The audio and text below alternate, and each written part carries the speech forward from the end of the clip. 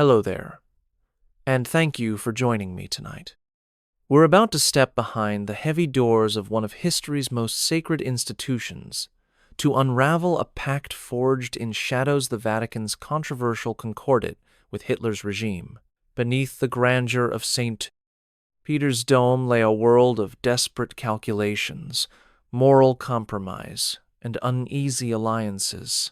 We'll explore how faith, fear, and realpolitik intertwined in a time when the fate of millions hung in the balance.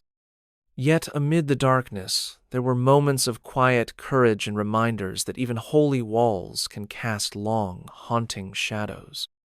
If you're drawn by these tales of beauty and betrayal, feel free to like and subscribe only if it resonates with you. I'd love to know where you're watching from and what time it is in your corner of the world. So dim the lights, let a soft hush settle in the room, and prepare to journey with me into a story of conviction, conscience, and the high price of compromise. In the chilly dawn of January 30, 1933, Adolf Hitler assumed the office of Reich Chancellor in Berlin, a nation still reeling from economic collapse and political turmoil. Within weeks, on March 23, the German parliament granted him sweeping powers under the Enabling Act, effectively sidelining democratic institutions in favor of totalitarian rule. As the new regime moved rapidly to consolidate power, Catholic leaders in Rome watched with growing alarm. Pope Pius XI, elected in 1922 and serving as the spiritual head of nearly a quarter of the world's population, faced a wrenching choice: condemn the Nazis outright and risk isolation, or seek a formal agreement that might protect the Church's institutions amid mounting repression. Behind the ornate walls of the Vatican, Cardinal Secretary of State Eugenio Pacelli, Pope Pius XI, wised caution. Pacelli had spent decades negotiating concordats with European governments, believing that legal guarantees could safeguard religious freedom and the rights of clergy. The result would be the Reichskonkordat, signed on July 20, 1933, a treaty that aimed to preserve the Church's schools, hospitals, and youth organizations in exchange for Rome's pledge of political neutrality. Yet even as Pope Pius XI celebrated the prospect of protecting Catholic life in Germany, many bishops and lay faithful felt betrayed. They feared the Vatican's willingness to negotiate with a regime already flexing its oppressive muscles would embolden the very forces that persecuted priests and laity alike. Within months of the Concordat's signing, the Gestapo closed Catholic newspapers, dissolved religious orders, and harassed clergy, demonstrating that words on parchment offered little real immunity against ideology bent on total control. Thus, the Vatican found itself entangled in a Faustian bargain-seeking, security through diplomacy, even as the moral foundations of Christendom trembled under the weight of a ruthless state.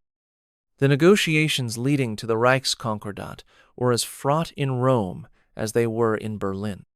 Cardinal Pacelli dispatched his most trusted diplomats to Germany in March 1933, seeking assurances that Catholic institutions would remain untouched by the new government's sweeping reforms. Yet, even as Vatican envoys worked to finalize treaty language, reports poured in of escalating attacks on clergy.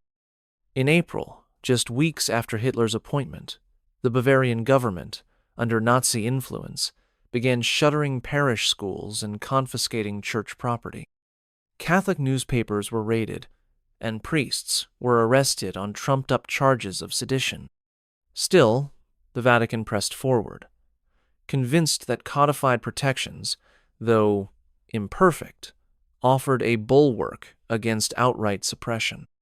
On July 20, 1933, Cardinal Pacelli and Vice-Chancellor Franz von Papen signed the Concordat in Rome's Apostolic Palace, alongside Archbishop Ludwig Kaas of the German Center Parche, key figure who had negotiated on behalf of Catholic interests in the Weimar Republic.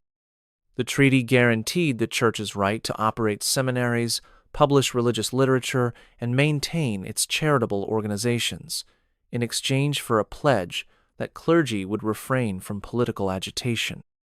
Germany's bishops, including Cardinal Adolf Bertram of Breslau and Archbishop Michael Faulhaber of Munich, publicly endorsed the concordat, hoping it would halt the persecution of the faithful. But almost immediately, the Nazis began exploiting ambiguities in the text. They denounced Catholic social teaching as foreign to German culture and insisted that any commentary on public affairs violated the concordat's neutrality clause. Over subsequent months, the Gestapo spied on clergy, disrupted youth groups like the Catholic League of German Girls, and coerced Catholic organizations to dissolve themselves. Meanwhile, Hitler's regime used the concordat's existence to claim respectability on the world stage, arguing that if the Vatican consented, Germany must be safeguarding religious liberty. In reality, the treaty had emboldened the Nazis by lending international legitimacy to a government that viewed the Church as an obstacle to its totalitarian aims. The Vatican's gamble to protect its flock had, paradoxically, provided a veneer of legal respect for a regime already bent on crushing dissent. By late 1936, it had become painfully clear that the Concordat's guarantees were being ignored. Reports from Germany detailed parish schools closing, religious instruction banned, and Catholic youth groups harassed. In response, Pope Pius XI decided that private diplomacy had failed and that a public rebuke was needed. He charged Cardinal Eugenio Pacelli's successor in the Secretariat of State. Archbishop Eugenio Pacelli remained in Rome, but oversaw the drafting of a new encyclical. The result was Mit brennender Sorge, an apostolic letter written in German rather than Latin, a deliberate choice so that ordinary Catholics could understand its text. In March of 1937, German bishops secretly distributed the encyclical to be read from pulpits on Palm Sunday. Its language was restrained yet unmistakable, condemning racial theories that elevated one group above another and decrying the totalitarian interference in family life and religious education. The Nazis responded with fury. They raided seminary libraries, arrested priests who had read the letter aloud, and seized printing presses that produced copies. Yet the encyclical had its effect. In Munich alone, more than 20,000 copies circulated, and hundreds of sermons echoed its message of conscience over coercion. The action demonstrated that the Vatican was willing to break its vow of silence when fundamental moral principles were at stake. Nonetheless, the damage was done. Hitler's regime used the Vatican's public stance as proof that the Church was embarking on a political crusade rather than defending religious freedom. Catholic institutions in Germany endured renewed persecution, with priests sent to concentration camps and lay activists imprisoned. The Pope's bold declaration had offered moral clarity, but did little to halt the Reich's machinery of oppression. For the faithful living under Nazi rule, Mit brennender Sorge became a beacon of hope, even as it exposed the Church's limited capacity to protect its own members. It was a moment that revealed both the power and the impotence of papal authority in the face of a regime that saw religious conviction as a threat to its total control. When Pope Pius XI died on February 10, 1939, the world teetered on the brink of global war, and the Vatican faced a critical crossroads. Cardinal Eugenio Pacelli, architect of the Reichskonkordat, was duly elected on March 2 as Pope Pius XII, inheriting both the burdens and the moral complexities of his predecessor's diplomacy. From the earliest days of his pontificate, Pius XII made clear that he would uphold the Concordat's legal framework, even as he sought private channels to mitigate Nazi excesses. Yet, the new pope's public pronouncements remained measured, reflecting his belief that open confrontation could provoke harsher reprisals against German Catholics. In April 1939, he delivered his first major radio address, traditionally reserved for Christmas speaking in general terms, about the inviolability of human rights and the sacred dignity of the family, carefully avoiding direct reference to Germany or its leader. Behind closed doors, Pius XII intervened on behalf of individuals. He lobbied Mussolini to spare Jewish converts to Catholicism, interceded to secure visas for persecuted priests, and dispatched papal nuncios to pressure bishops in occupied territories. Yet to many observers, this secretive strategy appeared insufficient. Reports from Germany grew more alarming. In late 1939, the Gestapo arrested Father Alfred Delp of the Jesuit order for his involvement in the Kreisau Circle resistance. Catholic presses were shuttered, and convents were vandalized under the pretext of public order. Internationally, critics accused Pius XII of silence in the face of atrocity, even as he used diplomatic channels to protest anti-Jewish legislation in 1942's violations of concordat. Note to Berlin. The Pope's cautious stance underscored a profound dilemma. Could the Church preserve its institutional presence in Nazi Germany without implicitly validating a regime dedicated to racial tyranny? Pius XII's papacy thus became a study in paradox and effort to sustain concordat protections amid a moral crisis that demanded more than legal safeguards. As Europe plunged into war, the Vatican's pact with Hitler remained both a shield and a symbol of its entanglement in the very real politic it sought to transcend. In the spring of 1940, as Nazi forces advanced across Europe, the Vatican watched in growing horror at reports of systematic persecution and atrocities. Pius XII, bound by the Concordat even as he condemned its violations, faced mounting pressure to speak more forcefully. Behind Vatican walls, his advisors debated whether to breach diplomatic decorum and issue explicit denouncements. In June, the Pope authorized the drafting of a formal note addressed to the German government, cataloging 20 instances where the regime had violated concordat provisions by closing Catholic schools and youth groups.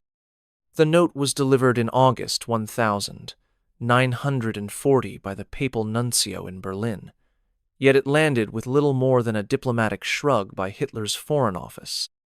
Meanwhile, the Nazi euthanasia program, codenamed Action T4, began claiming thousands of disabled and mentally ill individuals, many of them baptized Catholics. Bishops like Clemens August Graf von Galen of Münster rose to prominence by preaching sermons that invoked natural law and the sanctity of human life. His impassioned addresses in 1941 circulated clandestinely on makeshift recordings, reaching tens of thousands of listeners. Though Pius XII did not publicly cite von Galen, the Pope quietly congratulated him, recognizing that a German bishop speaking out could resonate more powerfully within the Reich than any statement from Rome. Yet this tacit support belied ongoing fears that direct confrontation would provoke reprisals not only against clergy, but also against parishioners. In October, after von Galen's third sermon against euthanasia, Nazi officials suspended the T4 program temporarily, an outcome many historians attribute in part to the moral force of Catholic protest. Nevertheless, the killings resumed months later in greater secrecy, and the Concordat remained the Vatican's only legal bulwark. As the regime's crimes escalated into genocide, the Vatican's pact with Hitler stood as a stark reminder of the Church's limited leverage when negotiating with a state that viewed human life through the prism of racial ideology. The moral cost of conciliation grew ever more apparent, leaving Pius XII to wrestle with the tension between institutional survival and prophetic witness. By mid-1941, the tragic reality of the Holocaust began to reach the Vatican through intelligence gathered by diplomats and religious orders. Reports described Jews, many of whom had sought refuge in church-run institutions, being deported, interned, and exterminated. Despite its concordat obligations, the Nazi government turned a blind eye to Catholic protests on behalf of Jewish converts and refused to halt mass deportations. Pope Pius XII responded with cautious diplomacy. He issued a series of discreet humanitarian appeals urging Catholic charities to continue caring for the displaced, and he instructed nuncios in Axis capitals to inquire about the fate of those arrested. Publicly, however, the Holy See's communications remained enveloped in diplomatic language, condemning generic violations of human dignity without naming the Jewish people or the Nazi regime explicitly. This reticence drew criticism from Allied governments and Jewish leaders, who accused the pontiff of moral timidity. Inside the Vatican, Cardinal Secretary of State Luigi Maglione argued that a public denunciation would destroy the last vestige of legal protection for the Church's own institutions in Germany and occupied territories. Meanwhile, individual clergy risked their lives to shelter Jews. In Rome and elsewhere, monasteries and convents hid families in their basements, guided by secret instructions whispered through the Church's network. These acts of conscience stood in stark contrast to the Vatican's official posture, illustrating a divide between hierarchical caution and grassroots courage. Historians continue to debate whether Pius XII's diplomatic restraint slowed Nazi atrocities by preserving channels for negotiation, or whether it amounted to complicity through silence. What is clear is that the concordat, conceived as a shield for Catholic life, proved powerless against a regime whose ideology placed racial purity above every other value. The Vatican's attempt to balance institutional survival against prophetic witness revealed the limits of legal agreements when confronted with unfettered evil. Throughout 1942, as the machinery of genocide intensified on the Eastern Front and in occupied Poland, the Vatican grappled with its constrained moral authority. Reports of mass shootings by Einsatzgruppen and the construction of death camps at Auschwitz and Treblinka reached Rome in fragmented dispatches. In response, Pius XII authorized a confidential memorandum to be sent to the German ambassador to the Holy See, protesting the mistreatment of civilians and clergy alike. This diplomatic protest, however, was framed in general terms of treaty violations and respect for human life, omitting explicit reference to the mass exterminations of Jews. Meanwhile, Catholic diplomats in Hungary and Slovakia worked behind the scenes to secure safe passage for Jewish families who had converted to Catholicism, leveraging the Concordat's guarantees regarding mixed marriages. In tabletop gatherings at the Vatican, relief workers and monastic orders devised clandestine routes to smuggle refugees out of Axis territories, often relying on falsified baptismal records and forged travel documents. These networks saved thousands, yet they existed in tension with the Vatican's public stance of neutrality. Within Rome itself, the Pope's 1942 Christmas message spoke of refugees and the uprooted, lamenting the sufferings of many innocent persons, but stopped short of naming the victims or regimes responsible. Allied leaders and Jewish organizations viewed this carefully calibrated language as a failure of prophetic leadership. Yet Pius XII and his advisors argued that clear denunciations would shatter the fragile concordat protections, risking reprisals against church property, schools, and charitable institutions. The result was a dual reality: heroic acts of compassion by priests and nuns, contrasted with the Vatican's quiet diplomacy.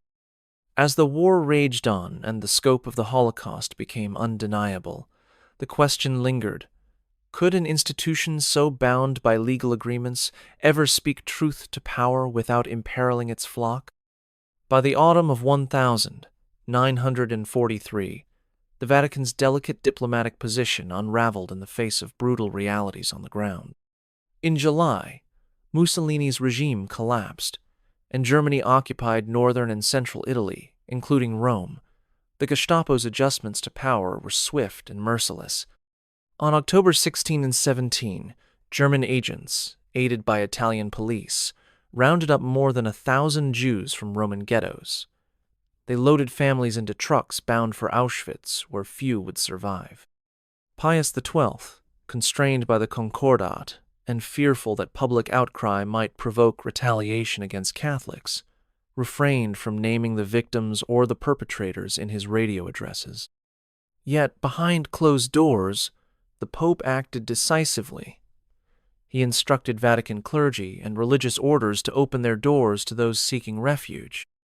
Monasteries, convents, and even the Papal Academy became havens for an estimated 8,000 Jews who were sheltered until Allied forces liberated Rome in June 1944.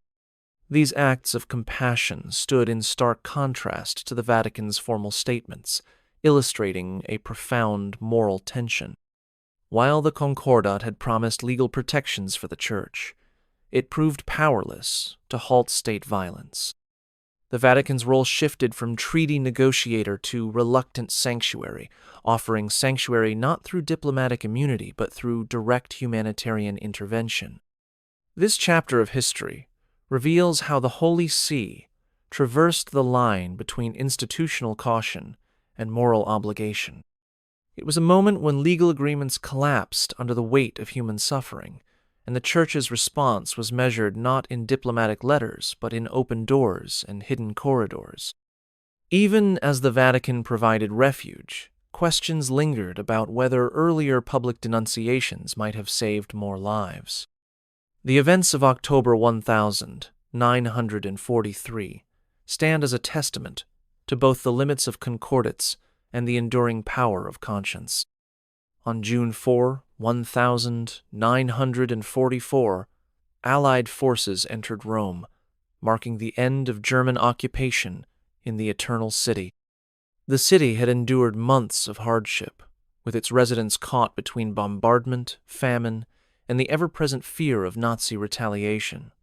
As tanks rolled past St.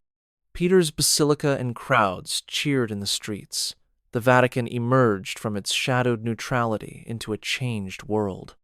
For years, the Holy See had relied on the Reichskonkordat's promises to shield its institutions, but those legal assurances had proven hollow against the brutality of occupation and genocide. Now, the Church faced the task of reckoning with its wartime posture. In the weeks following liberation, Vatican archives revealed diplomatic correspondence that underscored both the limits of papal influence and moments of moral courage. Clergy records confirmed that thousands of Jewish refugees' estimates vary between 6,000 and 8,000 had been sheltered in convents, monasteries, and even within the Vatican itself, under orders from Pope Pius XII. Yet the public record remained silent on many of the regime's worst crimes, a reticence that fueled criticism from survivors and Allied leaders alike. In post-war discussions, Vatican envoys defended the Concordat as the only tool available to maintain a church presence in Nazi-controlled Europe. They argued that overt condemnation would have led to even greater persecution of Catholics and the dissolution of charitable services vital to civilians. Critics countered that prophetic witness demanded a clearer moral stance, especially as evidence of the Holocaust became incontrovertible. The liberation of Rome thus became a turning point, forcing the Church to consider whether diplomatic survival could ever justify the compromise of silence. As Europe began the long process of rebuilding, the Vatican's wartime legacy remained contested. a testament to the fraught interplay of law, conscience, and power under totalitarian threat. In the aftermath of liberation, the Vatican turned its attention to restoring normalcy within the Church's institutions, but the shadow of the concordat lingered. Seminarians returned to battered seminaries, and bishops reopened closed churches, yet many clergy felt the burden of their wartime silence.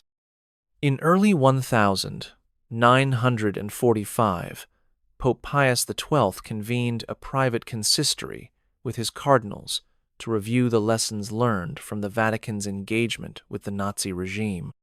Casual observers might have assumed that the concordat would simply be reaffirmed or quietly dissolved, but the discussion was far more complex. Some cardinals, haunted by reports of atrocities, argued that the Church had a duty to educate the faithful about the dangers of totalitarian ideologies.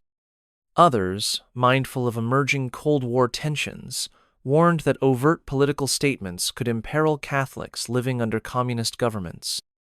Out of these debates emerged a cautious approach. The Vatican would neither renounce the concordat nor proclaim itself immune from moral responsibility. Instead, Pius XII issued a private missive to bishops around the globe, urging them to emphasize the primacy of conscience over civil allegiance and to speak out when fundamental human rights were violated.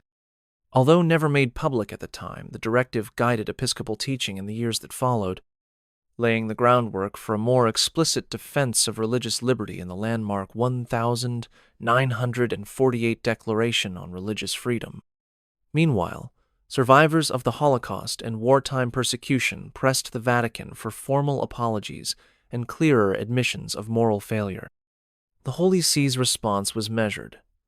It extended pastoral outreach to Jewish communities and quietly funded reconstruction efforts in war-ravaged dioceses. But it stopped short of a full accounting of its diplomatic choices. For many Catholics and Jews alike, this ambiguity underscored a lingering tension between institutional caution and prophetic witness. As Europe confronted the horrors it had witnessed, the Vatican's post-war posture revealed an enduring struggle to reconcile legal agreements made under duress with the Church's universal call to uphold the dignity of every human life. In the early months of 1946, as Europe struggled to rebuild from the ashes of war, the Vatican found itself at a crossroads between past alliances and future responsibilities. Pope Pius XII, now in his 7th year as pontiff, convened representatives from Catholic relief agencies to assess the humanitarian crisis that had engulfed the continent. Through Caritas Internationalis, the Holy See coordinated food and medical aid to millions, including refugees displaced by shifting borders and returning prisoners of war. Yet the memory of the Reichskonkordat cast a long shadow over these efforts. In Germany, Catholic charities relied on the same legal framework that once bound the Church to Hitler's regime. Trustees wondered whether to pursue reparations from the newly formed Federal Republic, or to focus solely on mercy and forgiveness. Meanwhile, in Rome, historians and theologians began documenting the wartime record of the Vatican, poring over sealed archives and diplomatic correspondence. Some scholars argued that the concordat had been a pragmatic necessity, a way to preserve religious life under an oppressive state. Others contended that the Vatican's failure to publicly denounce genocide had undermined its moral authority. In response, Pius XII appointed a commission to review concordats globally, aiming to revise and strengthen protections in light of lessons learned. Although the commission's work would not bear public fruit until decades later, its formation signaled an institutional reckoning. The Church recognized that legal agreements, no matter how carefully crafted, were powerless when confronted by ideologies that discarded human dignity. For survivors of Nazi terror, the Vatican's post-war aid offered tangible hope, but it could not erase the anguish caused by diplomatic silence. As the continent began to heal, the Church embarked on a journey of reflection, seeking to balance its role as a political actor with its prophetic vocation to speak for the voiceless. By the late 1940s, the emerging Cold War posed new challenges for the Vatican's diplomatic corps. In Eastern Europe, communist regimes moved swiftly to suppress religious institutions, often under the guise of safeguarding secular state interests. The concordat that once governed relations in Germany now seemed less an outlier than a harbinger of the Church's vulnerability to totalitarian rule. Vatican diplomats watched as bishops in Poland and Czechoslovakia were imprisoned, seminaries closed, and Catholic organizations declared illegal. Pope Pius XII responded with a series of encyclicals reaffirming the rights of conscience and religious freedom, most notably in 1948's Declaration on Religious Freedom. Although this document did not directly reference Nazi Germany, its principles arose from the bitter experience of treaties flouted by dictators. It declared unequivocally that no political authority could override the rights of belief and practice. Yet communist governments dismissed these pronouncements as political interference, retaliating with intensified persecution. In West Germany, where the concordat remained in force, church schools and hospitals flourished under the protection of the new Basic Law, which enshrined religious liberty. German bishops cited the wartime concordat as a model for the post-war state's religious provisions, transforming a controversial treaty into a blueprint for constitutional rights. This unexpected turn demonstrated both the enduring utility and the moral complexity of the Vatican's wartime diplomacy. A treaty born of compromise with Hitler's regime now served as a foundation for democratic safeguards. For Pius XII and his successors, the task became twofold: to defend religious freedom against communist repression while acknowledging the concordat's origins in an era of moral compromise.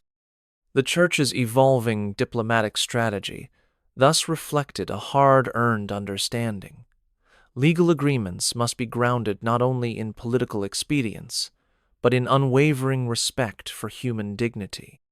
In the 1950s and early 1960s, Vatican II emerged as a watershed moment for Catholic diplomacy and teaching. Convened by Pope John XXIII, the Council sought to engage the modern world with renewed clarity and compassion. Among its many decrees, Gaudium et Spes addressed the Church's relationship to society, condemning ideologies that denied fundamental human rights. While the document did not explicitly revisit the Reichskonkordat, its language on religious freedom and conscience carried the echo of wartime experience. The Council Fathers recognized that treaties alone could not safeguard the faithful unless they were rooted in a broader commitment to justice and human dignity. In the years that followed, the Holy See negotiated revised concordats with Germany and other nations, incorporating stronger language on the protection of minorities and the autonomy of ecclesiastical organizations. Pope Paul VI personally oversaw the renegotiation of the German agreement in 1963, ensuring that future breaches would carry clear consequences. This new framework aimed to prevent the moral ambiguities that had plagued the Church's wartime diplomacy. Yet, for many historians, these post-conciliar efforts represented a belated admission that the Vatican's pact with Hitler had fallen short of its moral obligations. The updated treaties sought to align legal rights with theological principles, but they also underscored the tension between pragmatism and prophetic witness. As the Cold War pressed on, the Church's diplomatic approach became more transparent and principled, reflecting a hard-earned lesson. Entering into agreements with secular powers requires both clear legal safeguards and an unyielding defense of conscience. The legacy of the Reichskonkordat thus shaped a new era of Vatican diplomación that sought to reconcile the demands of statecraft with the imperatives of faith. As the 20th century progressed, scholars and survivors alike continued to debate the Vatican's wartime conduct. In the 1980s and 1990s, access to new archival materials in both the Vatican and former communist states prompted a wave of research into Pope Pius XII's actions. Historians like Pinhas Lapide and Michael Fair argued that behind the scenes, the Church had saved hundreds of thousands of Jewish lives through covert operations. Critics such as Susan Zuccotti and Saul Friedlander countered that the Pope's public silence had contributed to the moral confusion of the era. This historiographical tug-of-war revealed a deeper truth.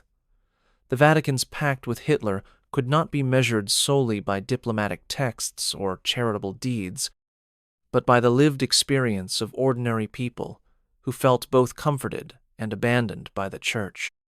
In Germany, wartime survivors recounted how local priests risked their lives to hide Jews, while bishops sometimes preached obedience to the concordat rather than a call to resist evil.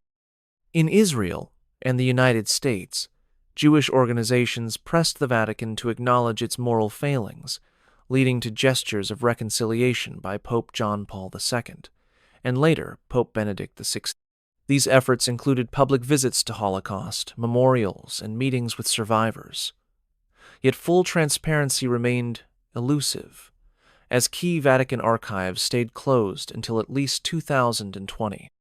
The resulting ambiguity fueled ongoing debates about the limits of diplomatic compromise in the face of genocide. Chapter 15 will explore how these historical debates shaped the Church's contemporary understanding of moral responsibility. In our modern era, the resonances of the Vatican's wartime concordat continue to surface in debates over religious freedom and ethical diplomacy. Contemporary crises from authoritarian crackdowns on clergy in parts of Eastern Europe to the plight of refugees and persecuted minorities worldwide echo the dilemmas faced in 1933. Pope Francis has reaffirmed the primacy of conscience in political engagement, urging that agreements with secular powers must never compromise core moral values. In 2019, he convened a summit on religious freedom, reminding global leaders that treaties cannot stand in place of moral courage. This evolving stance contrasts sharply with the Vatican's actions under Pius XI and Pius XII, illustrating a century-long arc from cautious pragmatism to a more outspoken defense of human dignity. For Catholics and non-believers alike, the story of the Reichskonkordat offers a cautionary tale. Legal guarantees, however well-intentioned, are no substitute for prophetic witness in the face of systemic evil. It challenges faith communities to ask whether institutional preservation is worth the price of silence when the most vulnerable are under threat. Take a moment. We've only scratched the surface. Subscribe to keep uncovering what's hidden. In 1999, on the eve of the new millennium, Pope John Paul II took a historic step toward reckoning with his Church's wartime record. During a pilgrimage to the former Nazi concentration camp at Dachau, he stood before the emaciated bunks and the white crosses marking the graves of over 2,000 clergy murdered by the regime, acknowledging the grievous failures of Catholics themselves in confronting evil. This public act of contrition resonated far beyond Germany, signaling a new era of transparency and moral accountability. In the same year, the Holy See opened significant portions of its wartime archives to scholars for the first time, an unprecedented move that allowed historians to examine diplomatic correspondence, internal memoranda, and personal diaries of Vatican officials. The resulting research shed fresh light on the debates that had shaped papal policy in the 1930s and 1940s, illuminating both moments of compassion and instances of silence. Simultaneously, John Paul II extended a heartfelt apology to Jewish leaders for any role the Church had played in fostering anti-Semitism. referencing Nostra Aetate's revolutionary declaration that Judaism was not the source of Christ's death and that Catholics must work alongside Jews in fidelity to God's covenant. These gestures helped to repair relations with communities who had long felt abandoned and threatened, demonstrating that the Vatican could use its diplomatic heft not merely to safeguard institutional interests, but to promote healing and mutual respect. Yet even as these efforts won praise, they also revealed lingering tensions. Some survivors and historians argued that apologies without specific admissions of past errors fell short, while others contended that the Church had moved decisively toward a posture of prophetic witness. Ultimately, John Paul II's tenure marked a turning point.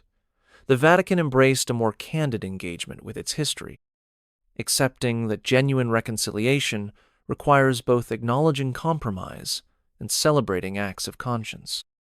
In the years following John Paul II's gestures of reconciliation, the Vatican under Pope Benedict XVI undertook further steps to confront its wartime past and reinforce the principles of moral accountability in diplomatic engagement.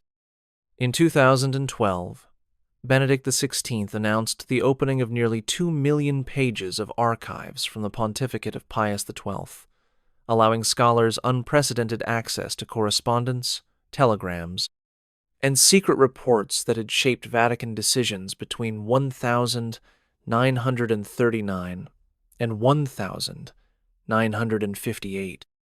Researchers pored over these documents, uncovering the meticulous records of nuncios who had witnessed Europe's descent into tyranny, the coded reports detailing the deportation of Jews in Slovakia, and the private pleas from bishops pleading for stronger papal intervention. While some historians celebrated the transparency, arguing that the archives vindicated Pius XII's clandestine efforts to save lives, others highlighted passages that revealed caution, delays, and at times reluctance to confront Nazi atrocities in unequivocal terms. Beyond historical debate, Benedict XVI also leveraged these archival disclosures to emphasize a renewed vision for concordats and diplomatic accords. In speeches to the Diplomatic Corps in 2014 and 2015, he insisted that treaties must be grounded in the protection of basic human rights, and that church negotiators must be prepared to break agreements when they conflict with fundamental moral imperatives.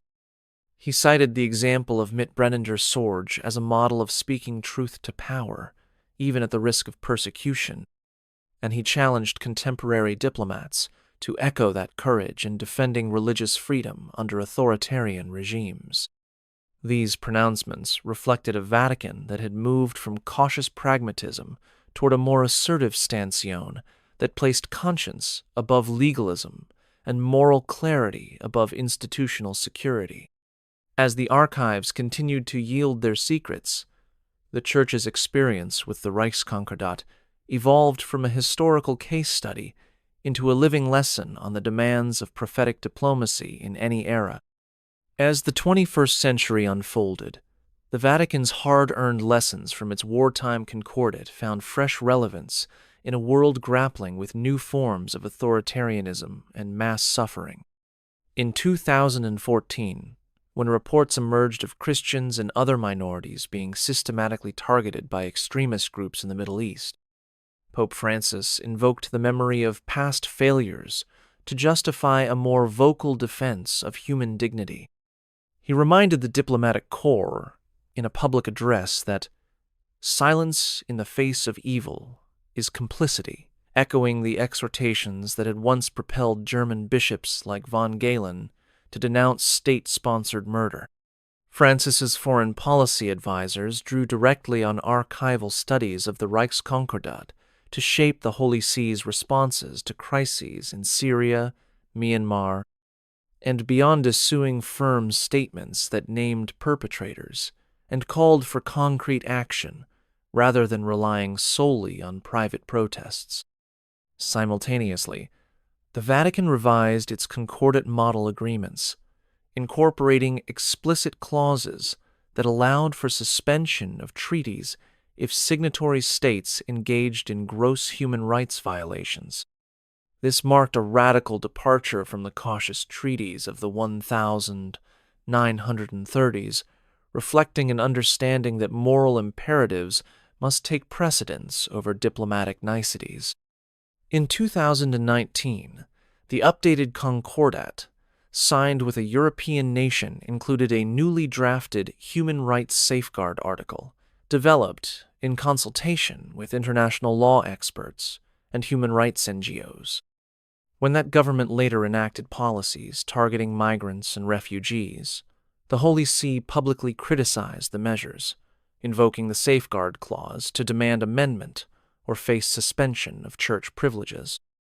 This assertive approach demonstrated how the Vatican's historical reckoning with its pact with Hitler had reshaped its diplomatic ethos. No longer would the Church tolerate abstract treaty protections while people suffered under the shadow of silent complicity. Instead, it embraced a model of concordat diplomacy that embedded moral accountability at its core, ensuring that the lessons of history guided its engagement with power in service of the vulnerable. In the spring of 1948, as the nascent Federal Republic of Germany drafted its new basic law, German bishops seized an unexpected opportunity to enshrine religious freedom in the nation's constitution. Drawing upon the wartime Reichskonkordat's provisions flawed, though they had been lobbied for guarantees of church schools, charitable organizations, and pastoral care. The resulting articles granted the Church a protected legal status and the right to operate institutions without state interference, a stark contrast to the totalitarian abuses of the preceding decade. Yet this success carried the weight of history. Catholic leaders publicly acknowledged that their earlier concordat with Hitler had been negotiated under duress, serving as both a cautionary tale and a foundation for more robust safeguards. Seminaries reopened under the banner of the new Constitution, where theology students studied not only canon law, but also the moral failures and quiet heroism of wartime clergy. Publications from Catholic presses critically examined the Reichskonkordat, encouraging lay readers to reflect on how legal agreements could be manipulated by regimes that viewed human dignity as expendable. Meanwhile, survivors of Nazi terror, both Jews and political prisoners, voiced mixed sentiments. Some praised the Church's post-war role in rebuilding communities and championing human rights, while others faulted bishops for relying on a treaty that had lent legitimacy to a murderous regime. In this period of reconstruction, the Vatican's diplomats learned that treaties must be paired with an unwavering commitment to speak out against injustice. The experience shaped subsequent concordat negotiations worldwide, as the Holy See insisted on explicit clauses safeguarding fundamental freedoms and allowing for public condemnation of states that violated them. Chapter 20 will explore the ways these revised agreements influenced diplomatic relations during the Cold War era. As the Cold War intensified in the 1950s and 1960s, Vatican diplomacy found itself navigating a bipolar world where Catholic communities faced pressure from both communist regimes in the East and secularizing governments in the West. The lessons of the Reichskonkordat reverberated in these negotiations. Church diplomats insisted on unambiguous protections for clergy, lay organizations, and religious education, while retaining the right to public critique when states violated human dignity. In 1964, the Vatican concluded a revised concordat with Hungary, a pact that, unlike its 1933 predecessor, included clear provisions for suspension if religious freedoms were curtailed in explicit language, safeguarding the Church's right to denounce oppressive measures. Yet, even with these enhanced clauses, The Hungarian government arrested and imprisoned the Cardinal Archbishop of Esztergom in 1973 for speaking out against forced atheism, demonstrating that legal guarantees could still falter under ideological zeal. The Vatican responded by issuing public statements and rallying international opinion, marking a departure from earlier decades' more guarded approach.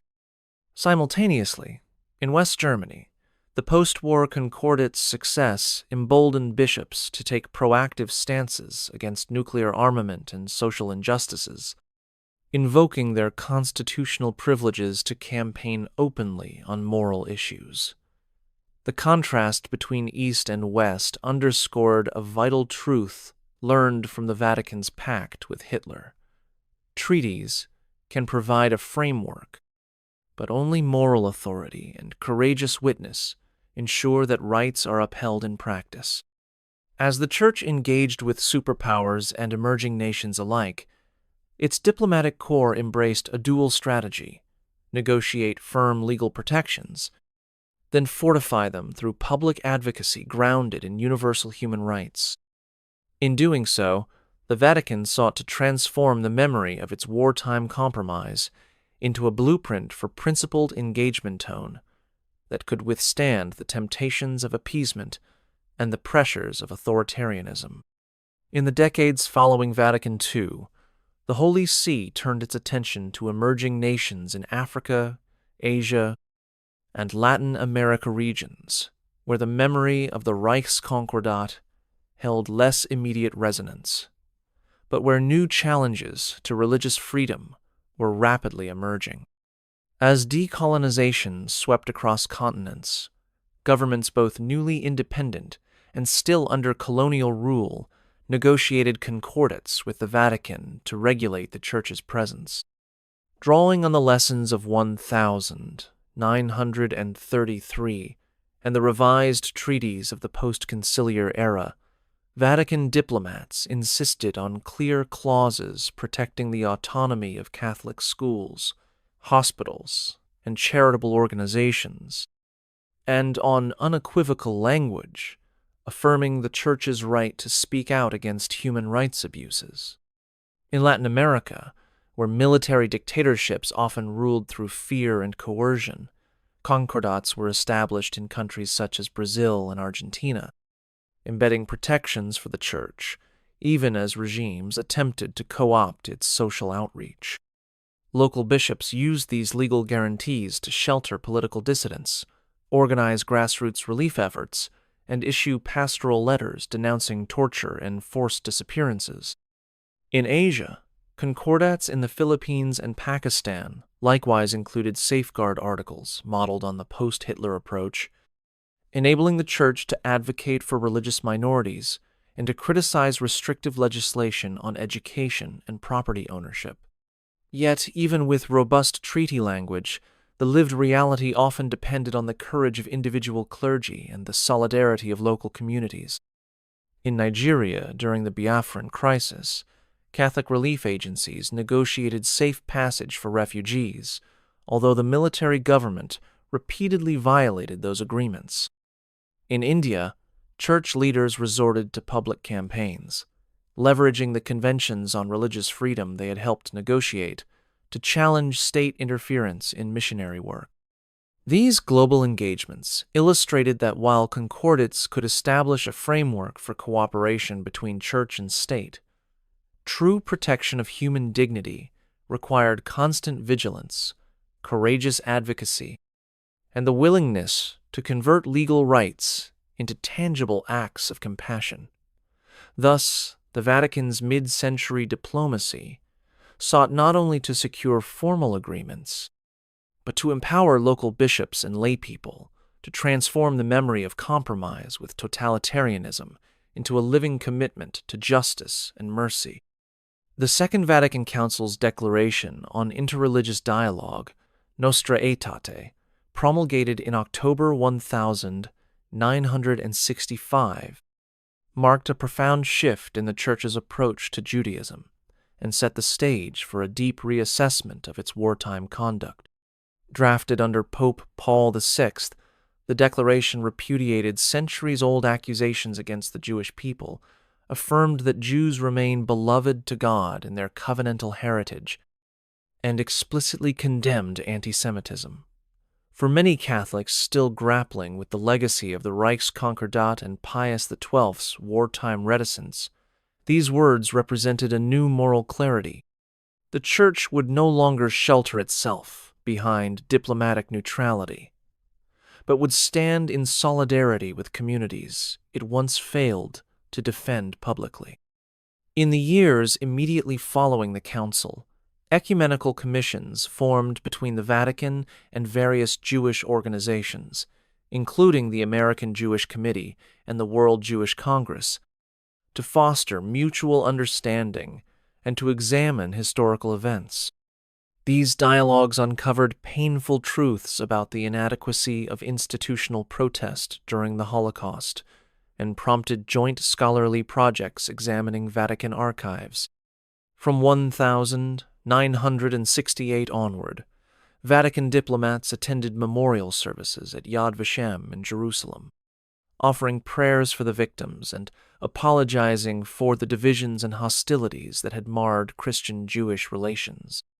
Pope John Paul II's historic visit to the Western Wall in 2000, where he placed a note of repentance in the ancient stones, reflected the culmination of this journey. A pope acknowledging that diplomatic caution in 1933 and beyond had fallen short of the prophetic witness demanded by Scripture. Yet even as these gestures bridged centuries of mistrust, they provoked debate. Some survivors and scholars asserted that apologies and dialogue were valuable, though they could not substitute for a full, transparent accounting of Vatican choices under Hitler. Others maintained that the Church's evolving stance demonstrated genuine repentance and a willingness to learn from past compromise. In this chapter, the Church's ecumenical outreach emerges as both a moral imperative and a cautionary tale. Institutional reconciliation requires not only legal agreements, but also public admissions of failure and a commitment to accompany those once abandoned.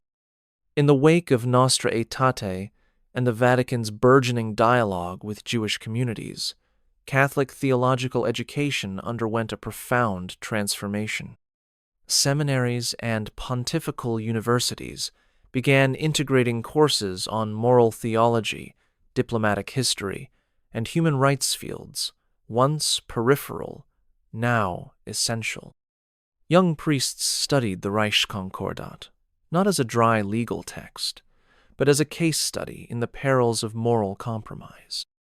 Professors drew on first-hand accounts from wartime diplomats, archivists, and survivors to illustrate how the Church's commitment to legal agreements had both safeguarded institutions and, at times, inhibited prophetic witness. These academic programs encouraged seminarians to wrestle with difficult questions. How should the Church balance the pragmatic need to protect its faithful against the imperative to denounce systemic injustice? What responsibilities do clergy bear when political authorities perpetrate violence? As a result, new generations of clergy emerged who viewed diplomacy through an ethical lens rather than a narrowly institutional one.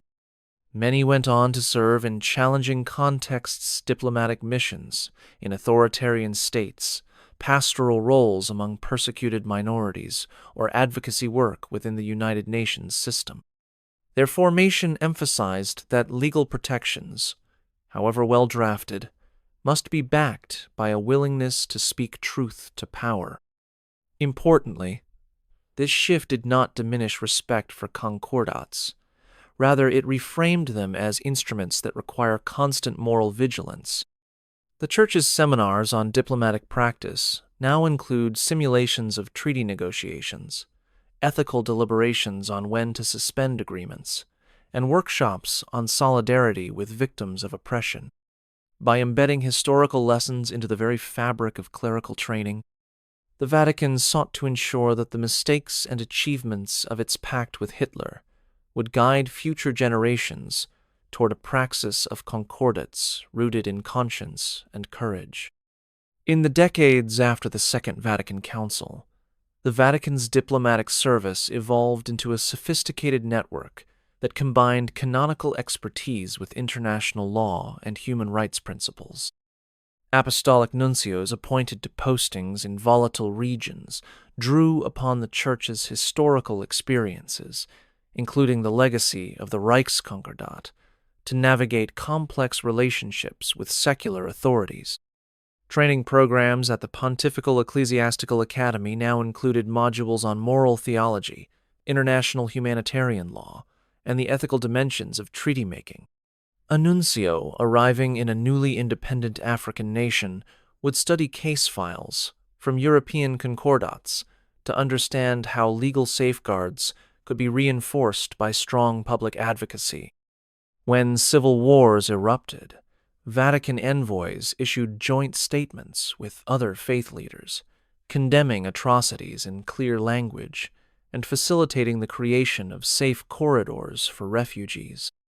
This dual-approach legal engagement, backed by prophetic witness, reflected lessons learned when diplomatic protocols alone had failed to halt state-sponsored cruelty. In Eastern Europe, where former communist countries were rebuilding church-state relations, nuncios negotiated agreements that went beyond property restitution to include protections for religious education and community organizing. When governments reneged on their commitments, the Holy See publicly criticized breaches and brought complaints to international forums, invoking both concordat provisions and United Nations covenants. The result was a model of diplomacy in which treaties served as a foundation for moral and humanitarian action rather than as ends in themselves. By weaving together legal guarantees, collaborative advocacy, and principled denunciations, Vatican diplomacy sought to ensure that the mistakes of 1933 and the moral compromises that followed would never be repeated. The Church aimed to offer a consistent witness to human dignity under any regime, transforming the memory of its pact with Hitler into a durable commitment to justice and mercy. In 1964, the Holy See was granted permanent observer status at the United Nations, a breakthrough that allowed the Vatican to bring its moral perspective to global debates on peace, development, and the protection of human rights. Drawing on the lessons of its wartime concordat with Hitler, Vatican diplomats approached the UN not simply as a venue for legal agreements, but as a platform for principled advocacy. They drafted statements on behalf of refugees and religious minorities, warning that treaties alone could not safeguard human dignity without a sustained commitment to truth and justice. In the early 1970s, when UN deliberations addressed forced relocations in Southeast Asia and apartheid in Southern Africa, Holy See representatives pressed for language that went beyond technical legal protections to affirm the intrinsic worth of every human being. This approach reflected a hard-won understanding that moral clarity must accompany any diplomatic covenant. At the same time, the Vatican worked behind the scenes to draft optional protocols allowing for the suspension of observer privileges if member states violated basic human rights. Though never formally invoked, these protocols served as a deterrent by signaling that the Church would not remain silent in the face of atrocity. Vatican advocacy at the UN also included the establishment of alliances with non-governmental organizations, faith-based coalitions, and other observer states, all united in calling for the abolition of the death penalty, the end of torture, and the protection of the most vulnerable. By transforming its wartime experience into a blueprint for multilateral engagement, the Holy See demonstrated how an institution once compromised by legal agreement with evil could evolve into a leading voice for conscience in international law. The story of the Reichskonkordat thus became a living lesson for United Nations diplomacy. Lasting peace and freedom depend not only on treaties, but on the willingness of moral actors to speak without fear whenever human life and dignity are under threat.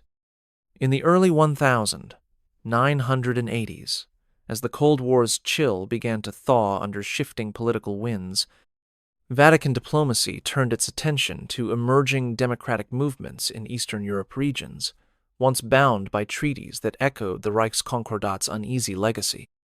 Recognizing that legal agreements must be paired with moral encouragement, Pope John Paul VII himself, a native of communist-ruled Poland, to his unique moral authority to inspire solidarity activists and embolden oppressed Catholics. In 1979, during his first pilgrimage to Poland, he delivered a homily in Warsaw that, though couched in spiritual language, carried unmistakable political resonance. "Be not afraid." These words spread rapidly, empowering workers and intellectuals to press for human rights and religious freedom. Behind the scenes, Vatican nuncios liaised discreetly with underground clergy to provide pastoral support and to ensure that the Church's official concordat snow, renegotiated after Vatican TI, could not be invoked to stifle dissent. Instead, the Church leveraged its institutional presence to open humanitarian channels, secure the release of political prisoners, and facilitate dialogue between opposition figures and state authorities. The Holy See also galvanized international public opinion by issuing urgent appeals at the United Nations and through radio broadcasts like Radio Vaticana, which transmitted messages of hope across the Iron Curtain. These efforts demonstrated that the Church's commitment to conscience had evolved from timid treaty-making into proactive solidarity with the persecuted. When Poland's first semi-free elections occurred in 1989, Vatican archives later revealed that papal envoys had quietly monitored the process, advising both government and opposition on respecting human rights and maintaining peace. The collapse of communist regimes across Central Europe underscored a vital lesson learned from the Vatican's wartime concordat.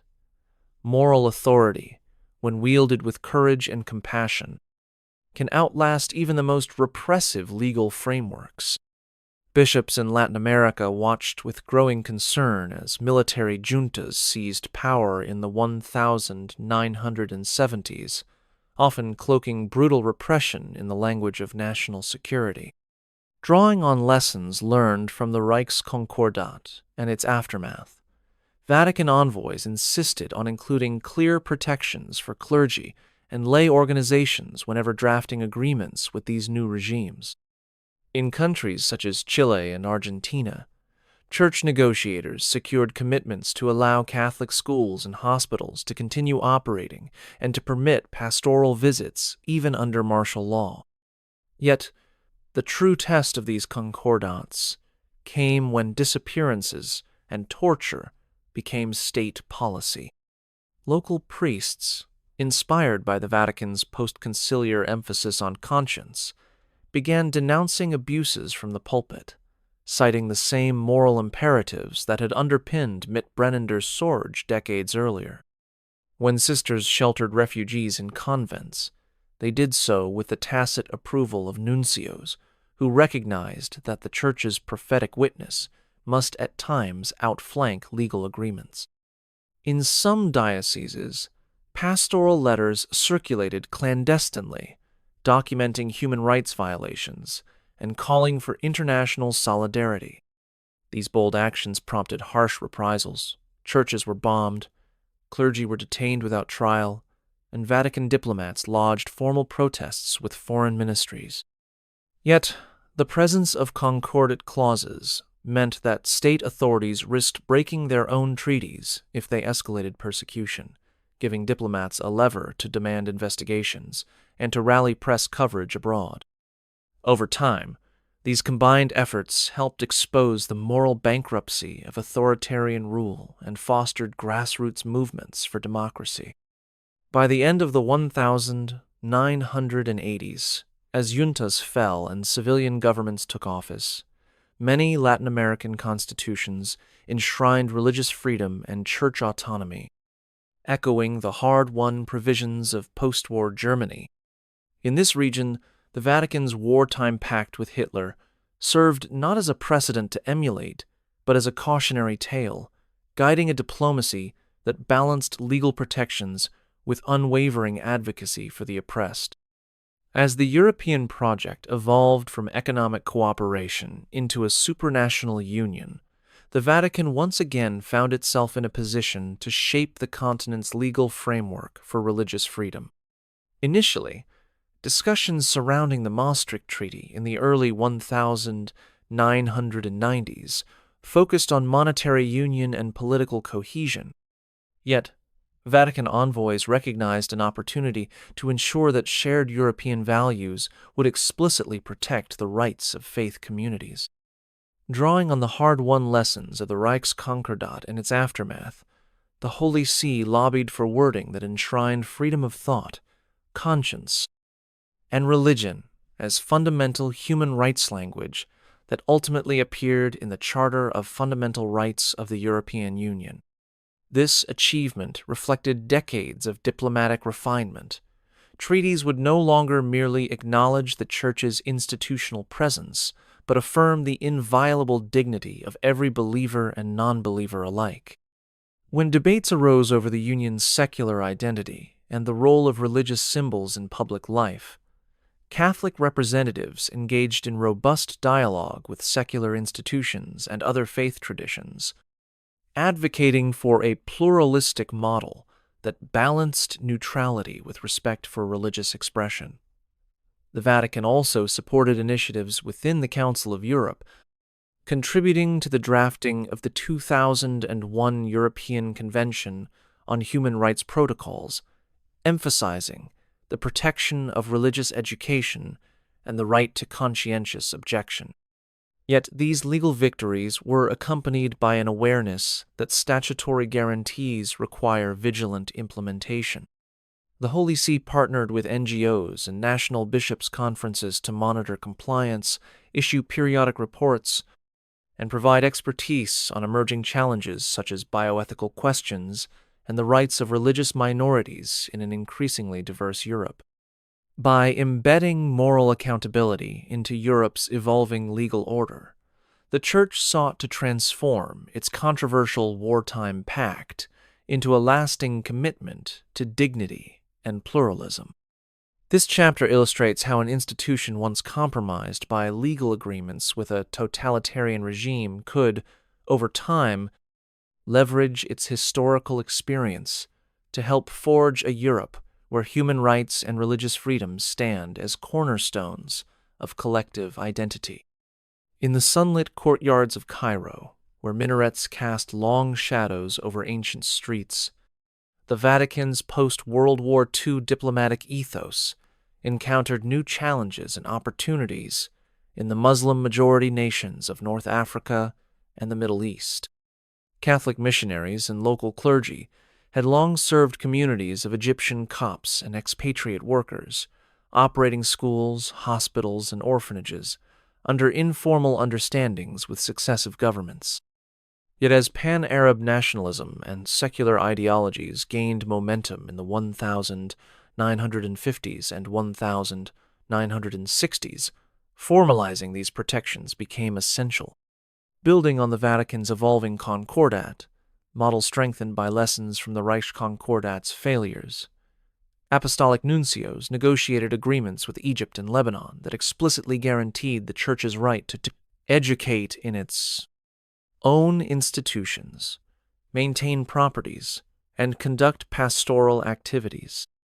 These treaties included safeguard clauses enabling the Holy See to suspend or denounce provisions if religious rights were curtailed, a significant departure from the rigid neutrality of earlier times.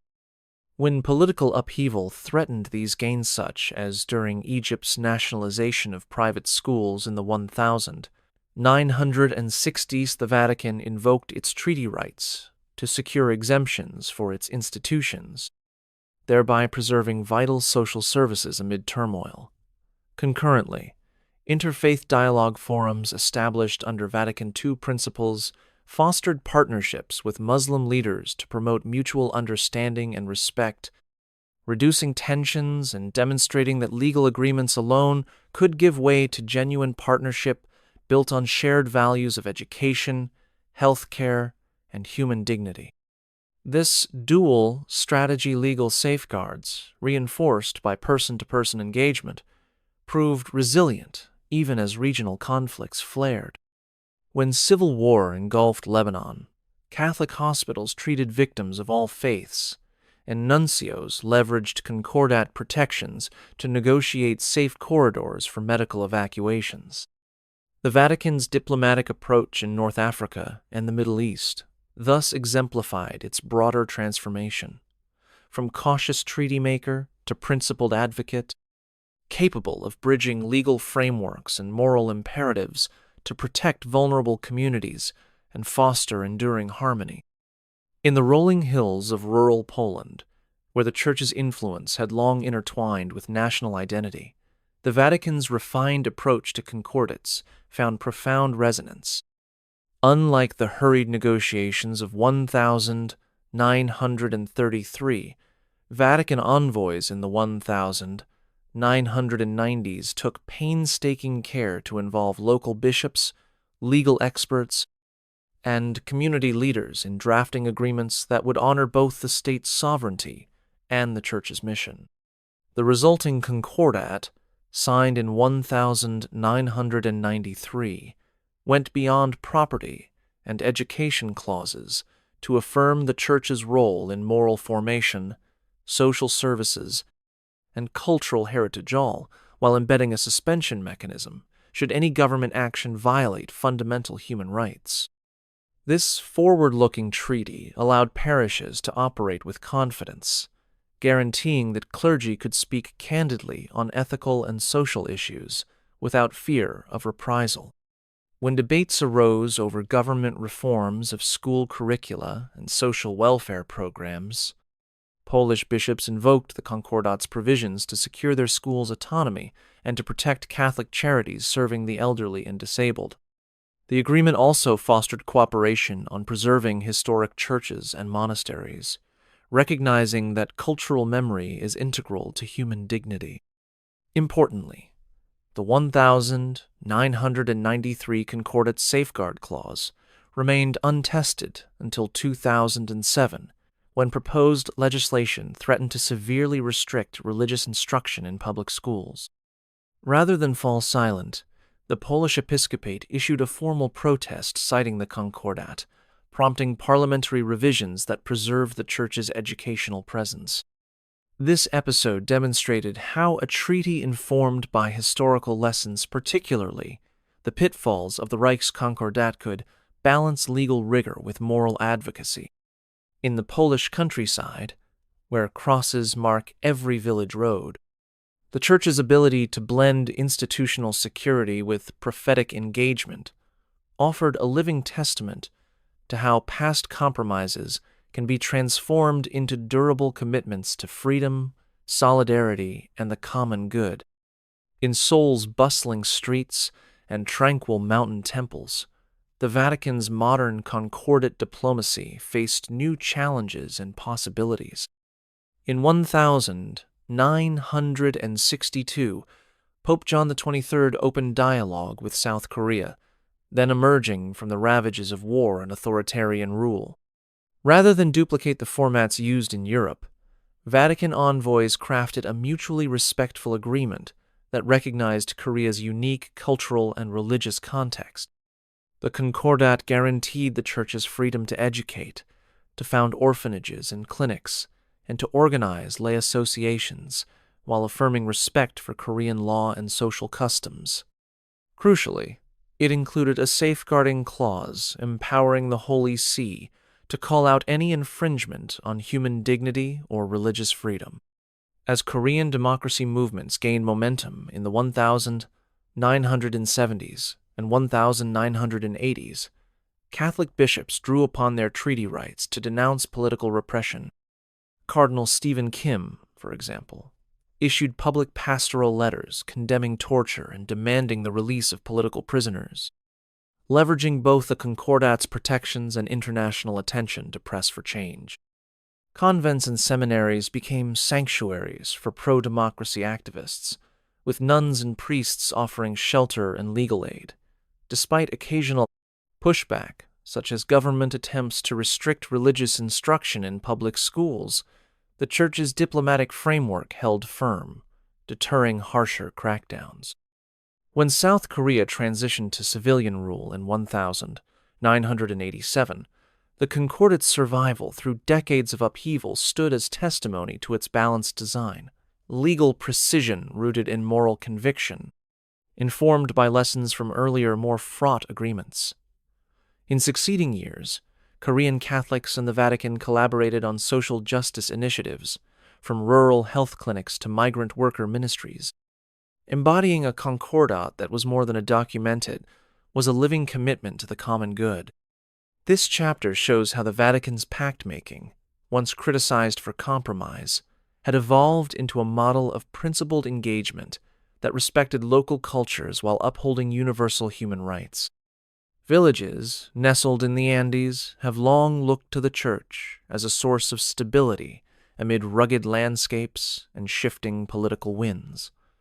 In the early 2000s, following years of insurgency and social upheaval, the Vatican entered into dialogue with Peru's government to renew and strengthen the concordat framework originally established in the aftermath of World War II.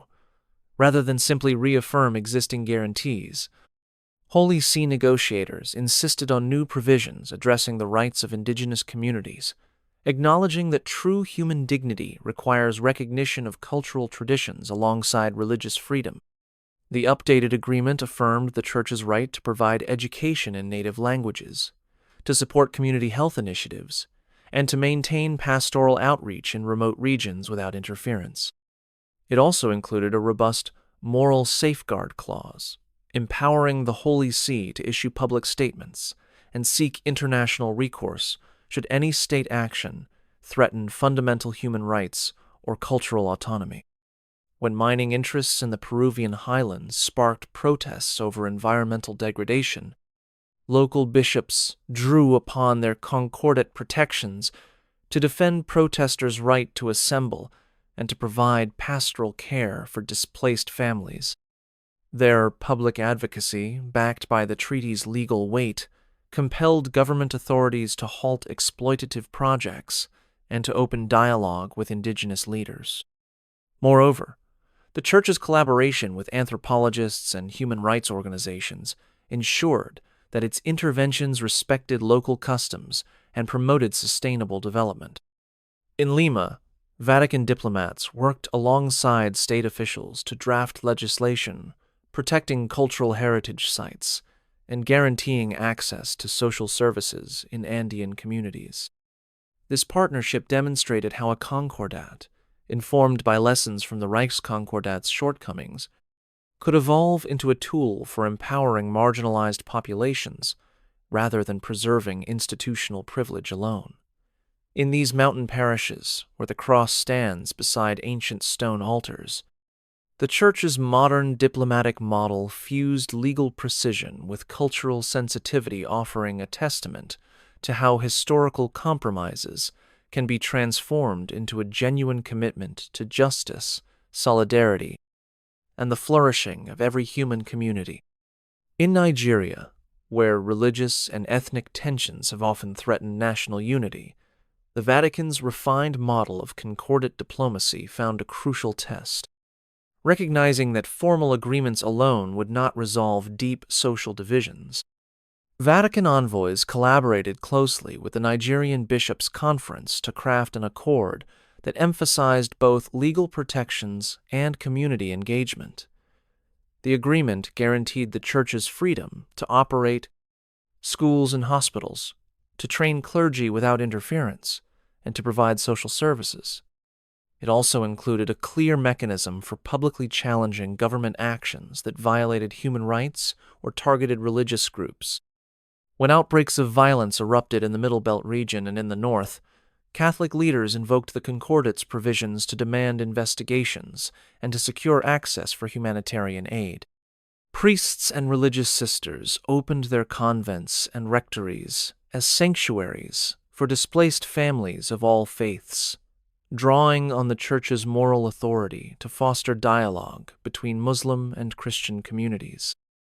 At the same time, the Vatican facilitated the creation of interfaith councils, bringing together imams, pastors, and traditional rulers to address the root causes of conflict. These councils worked under the protection of the Concordat's Safeguard Clause, which deterred state actors from obstructing peacebuilding efforts.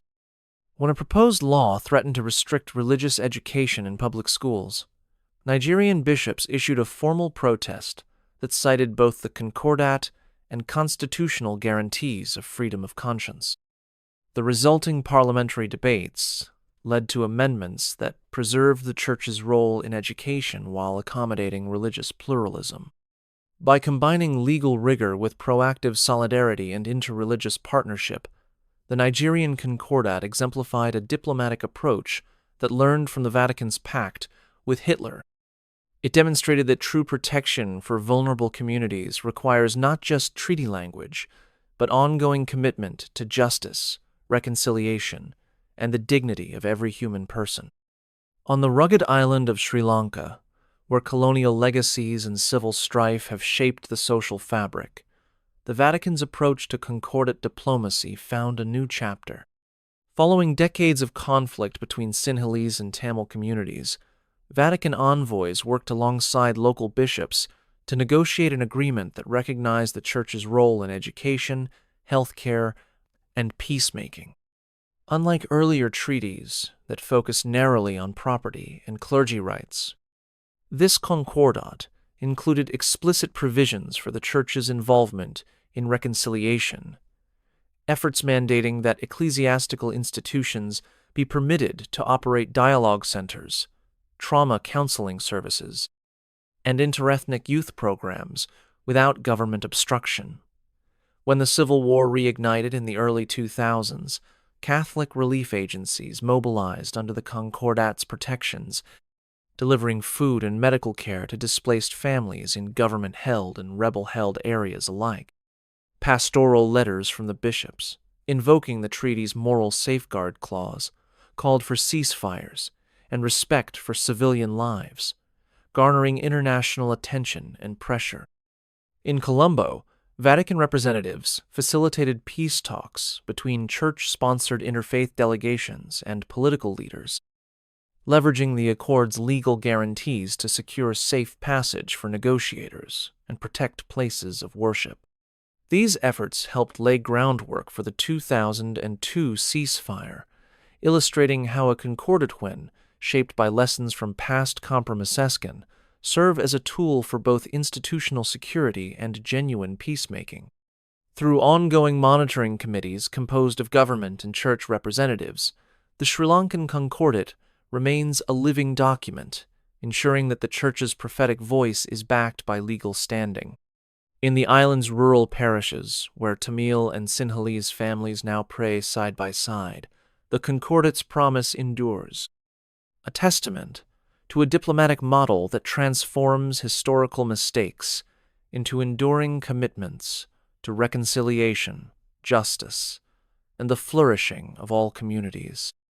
In the United States, where no formal concordat exists, the Vatican's diplomatic tradition found expression through robust engagement with civil society and government institutions, offering a unique model of influence rooted in moral authority rather than treaty law.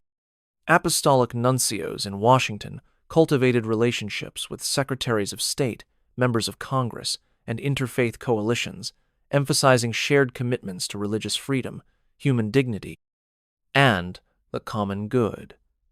When debates over contraception, mandates, and conscience protections arose under the Affordable Care Act, U.S. Creston, bishops guided by Vatican principles lobbied for exemptions safeguarding Catholic employers and health providers, framing their arguments in universal human rights language.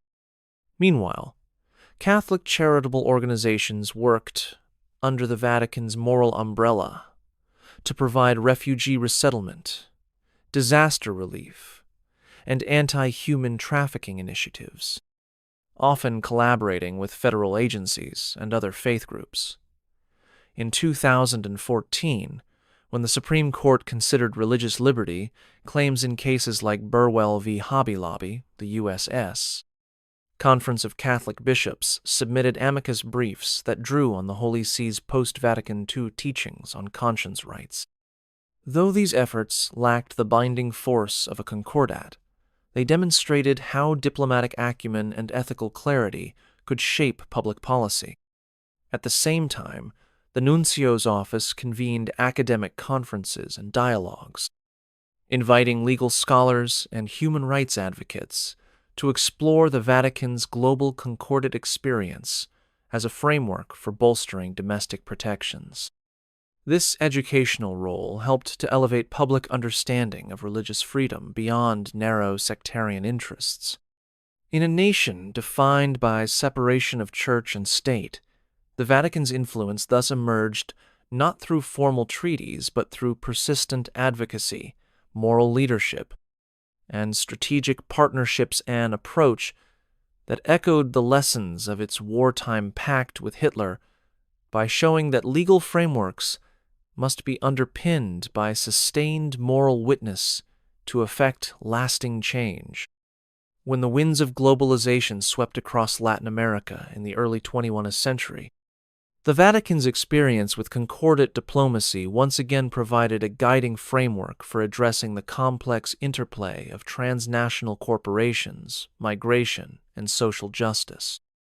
Recognizing that national treaties alone could not safeguard vulnerable populations from the pressures of unfettered markets, apostolic nuncios collaborated with regional bishops' conferences to negotiate framework agreements with multilateral bodies such as the Pacific Alliance and Mercosur.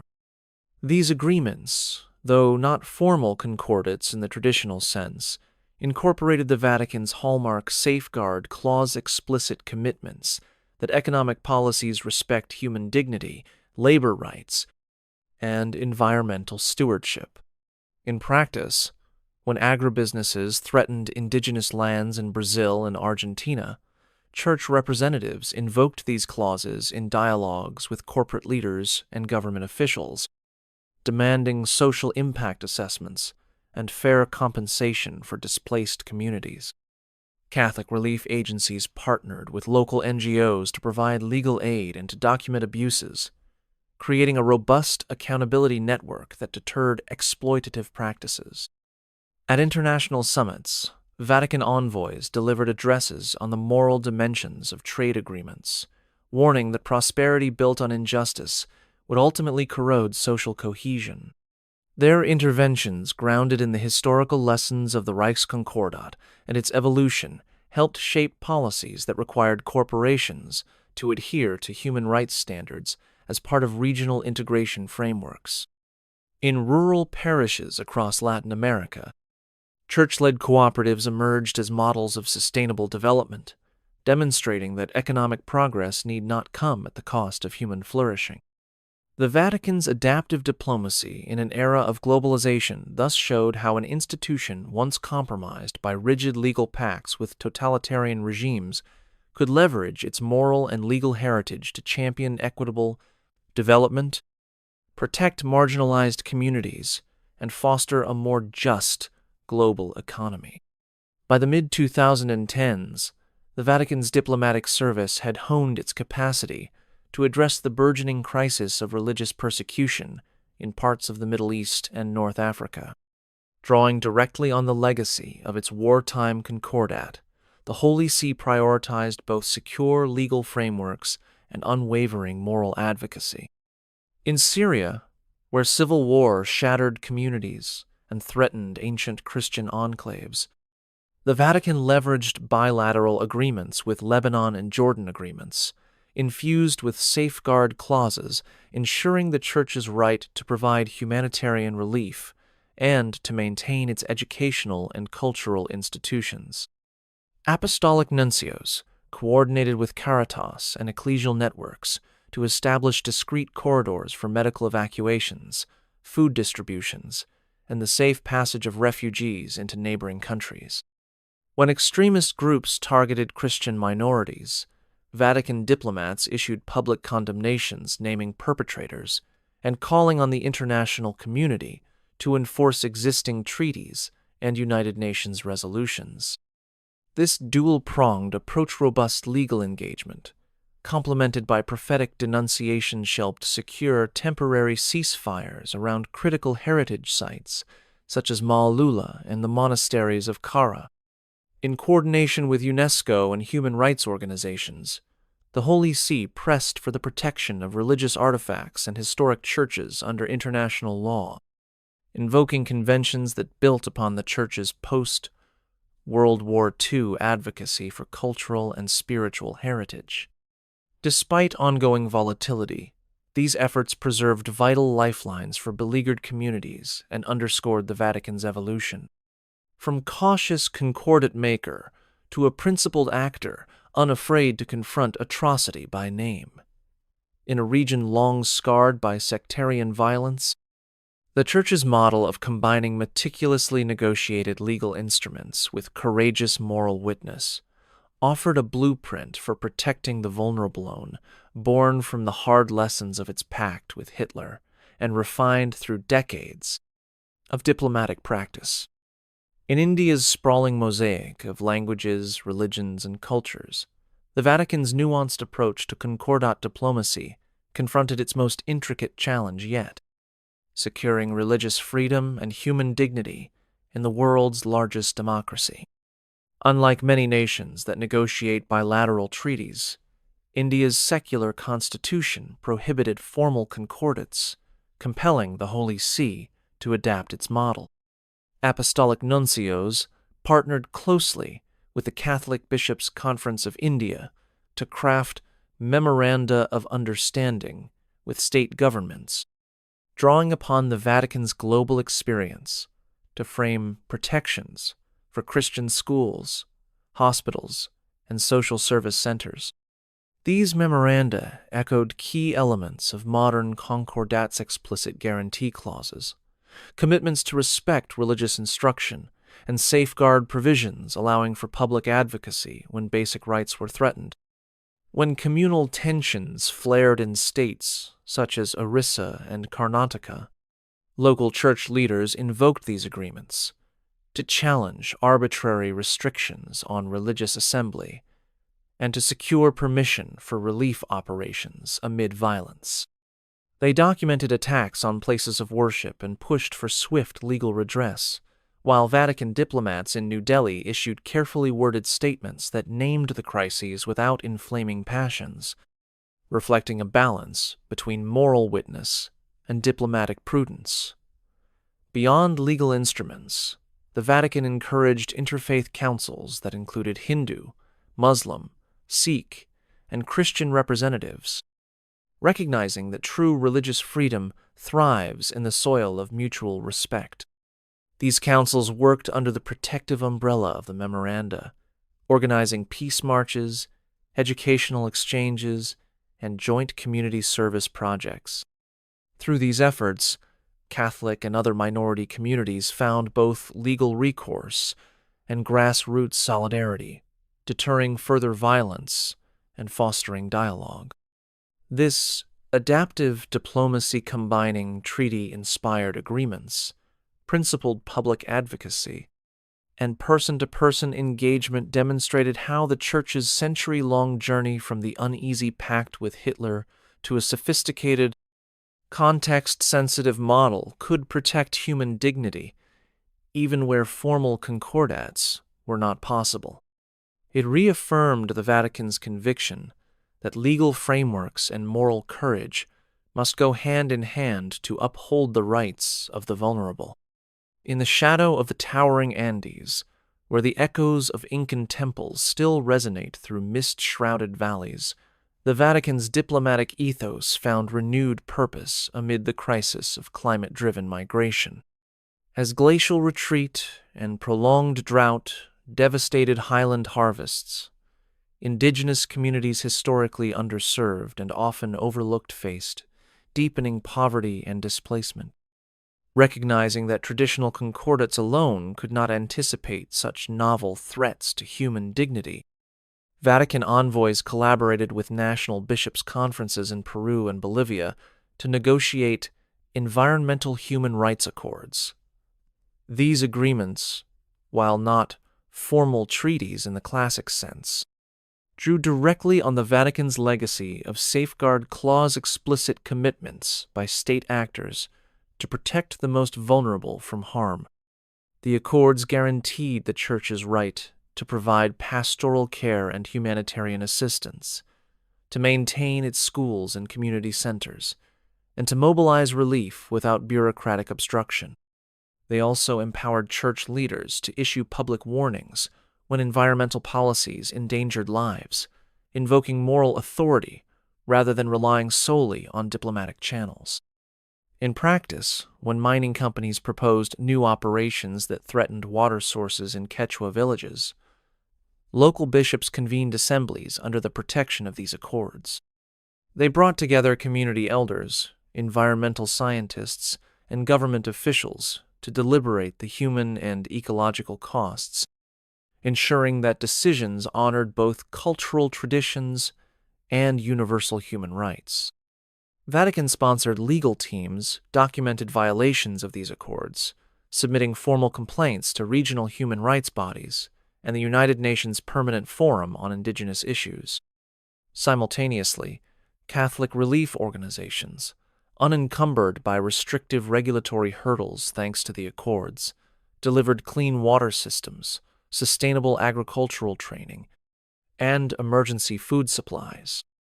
The Church's dual strategy melding legal frameworks, inspired by post-concordat diplomacy with direct moral advocacy and grassroots partnership, proved effective in averting some of the worst humanitarian fallout.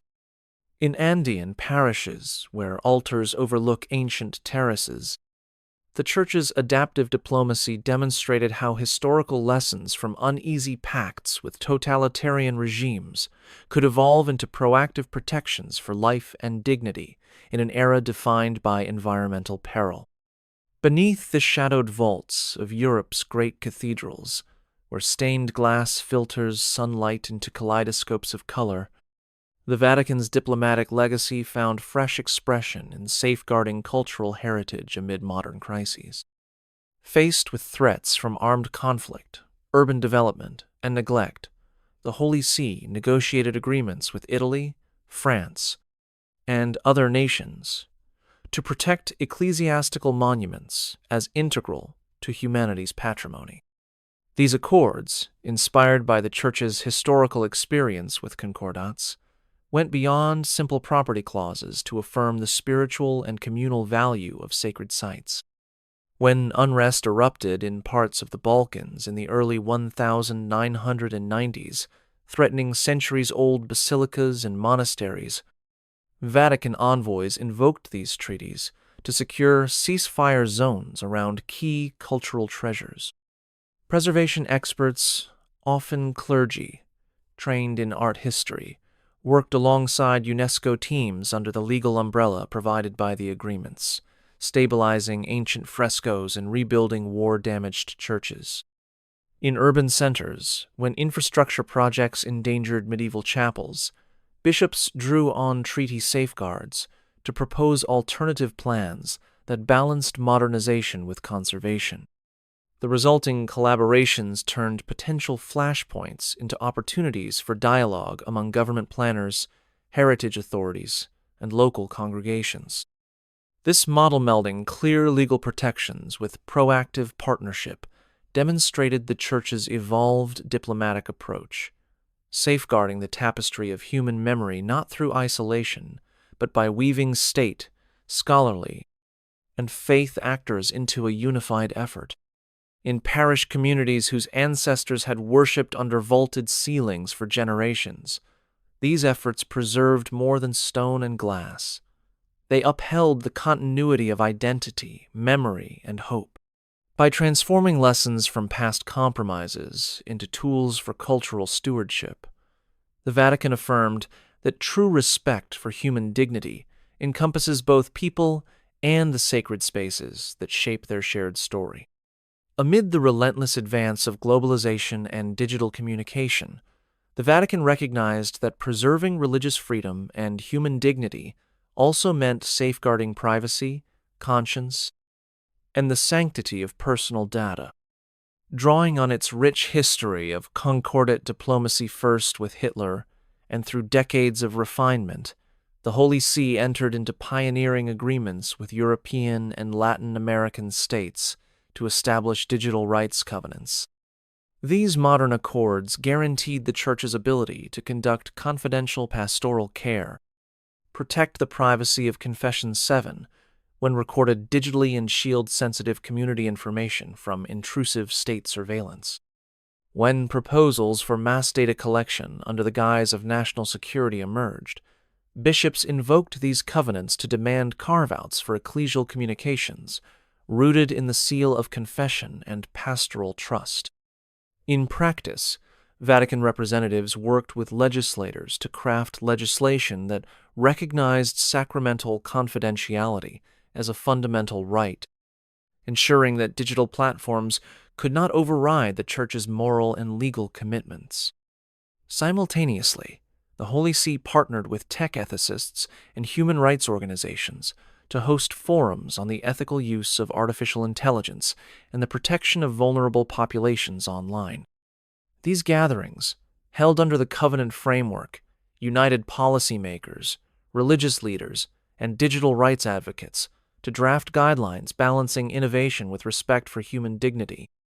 The result was a model of digital concordat diplomacy, legal instruments that protected institutional prerogatives while advancing universal principles of privacy and freedom of conscience.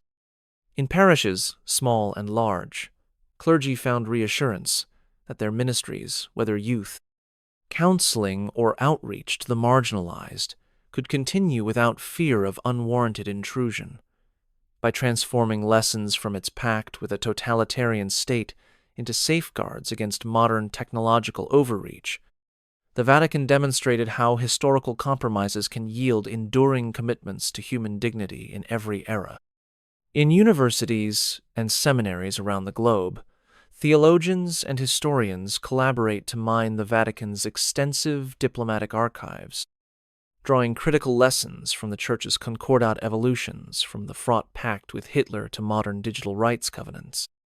These scholars sift through dispatches, personal correspondence, and treaty drafts, uncovering the complex calculus that once led Church negotiators to barter institutional protections at the cost of prophetic witness. Through this academic labor, new frameworks emerge, courses on prophetic diplomacy, workshops on ethical treaty writing, and conferences convened under the auspices of the Pontifical Academy for Social Sciences. Students learn to analyze how the language of safeguard clauses can be sharpened to defend the vulnerable rather than merely preserve institutional prerogatives. They study case studies in which bishops invoked concordat provisions to shelter refugees, protect cultural heritage, or affirm digital privacy, illustrating a chapter in the Church's transformation from cautious treaty maker to outspoken defender of human dignity. Beyond classrooms, interdisciplinary teams propose model concordat templates that integrate human rights benchmarks established by the United Nations and the European Court of Human Rights, ensuring treaties are buttressed by international legal standards. These academic and practical endeavors reflect an ongoing commitment to ensure the lessons distilled from a century of diplomatic practice inform not only future Vatican envoys, but any faith, community, or civil society actor seeking to balance legal engagement with moral clarity. By weaving historical insight into contemporary policy design, the Church's scholarly institutions transform past compromises into living guides for ethical diplomacy in an ever-changing world. In communities scarred by natural disasters, volcanic eruptions, and floods, The Vatican's concordat-inspired diplomacy has become a vital source of resilience and rebuilding. When Mount Merapi unleashed torrents of ash across Java in 2010, thousands of families lost homes and livelihoods in an instant. Drawing on the Church's global network of relief agencies and the legal frameworks it had refined since the Reichskonkordat era, apostolic nuncios worked with Indonesian authorities to establish emergency protocols that guaranteed Catholic shelters would remain open and free from requisition. These protocols went beyond property rights. They secured the Church's role in coordinating medical clinics, distributing food rations, and organizing psychological support for traumatized survivors. Bishops and religious orders mobilized Caritas Indonesia under the protective umbrella of these agreements, ensuring rapid deployment of aid without bureaucratic delays. At the same time, Vatican envoys engaged in moral diplomacy, urging government leaders and international donors to view disaster relief as a shared human imperative rather than a political transaction. By hosting multi-stakeholder forums in Jakarta, Church representatives created spaces for dialogue among local communities, government agencies, and foreign aid organizations, embedding principles of solidarity and human dignity into the recovery process. When disputes arose over land rights during Reconstruction, Catholic legal experts invoked treaty provisions and Indonesian constitutional guarantees to mediate fair agreements, preventing further displacement and social unrest. This model of post-disaster concordat diplomacy showcased the Church's ability to transform its historical lessons into practical safeguards, marrying legal precision with compassionate action. In the ash-laden villages around Merapi, where crosses marked prayer sites amid blackened fields, the Church's coordinated response exemplified how a diplomatic legacy born from uneasy pacts can evolve into a source of hope, restoration, and enduring human solidarity. When the COVID-19 pandemic swept across continents in early 2020, the Vatican's century-long journey in concordat diplomacy provided a unique blueprint for navigating a global health crisis. As governments enacted lockdowns and repurposed facilities for emergency care, Church-run hospitals and clinics, many established under formal agreements or memoranda inspired by concordat models, found themselves on the front lines. Apostolic nuncios reached out to national leaders to secure healthcare safeguard protocols, ensuring that Church institutions retained the legal right to admit patients, procure personal protective equipment, and continue vaccination campaigns without interruption. These protocols mirrored the safeguard clauses refined since the Reichskonkordat era, but were adapted for public health. They guaranteed that clergy and healthcare workers could minister to the sick, even when movement restrictions were in place, provided infection control measures were observed. In dozens of countries, bishops worked alongside health ministries to convert vacant schools and convents into quarantine centers, leveraging their legal standing to negotiate exemptions from curfews and travel bans. Simultaneously, the Vatican issued moral pronouncements on the ethical distribution of vaccines, calling on wealthy nations and pharmaceutical companies to prioritize equitable access for the most vulnerable migrants, refugees, and communities lacking robust healthcare infrastructure. These appeals, grounded in the Church's diplomatic tradition of protecting human dignity, influenced policy at the World Health Organization and regional bodies, contributing to mechanisms like COVAX. When debates arose over mandates that threatened conscientious objections by religious healthcare providers, bishops invoked the new protocols and existing human rights agreements to secure carve-outs that balanced public health imperatives with respect for moral conscience. Throughout the pandemic's waves, Church charities maintained food distribution networks and mental health hotlines, operating under the legal protections negotiated at the outset. In parish communities where fear and isolation ran deep, the Church's coordinated response, combining clear legal safeguards proactive humanitarian action and principled advocacy demonstrated a living witness to the enduring value of its diplomatic evolution. The Vatican's adaptive framework, forged through decades of concordat practice, proved not only resilient in the face of a modern calamity, but also vital in upholding the common good amidst unprecedented global upheaval.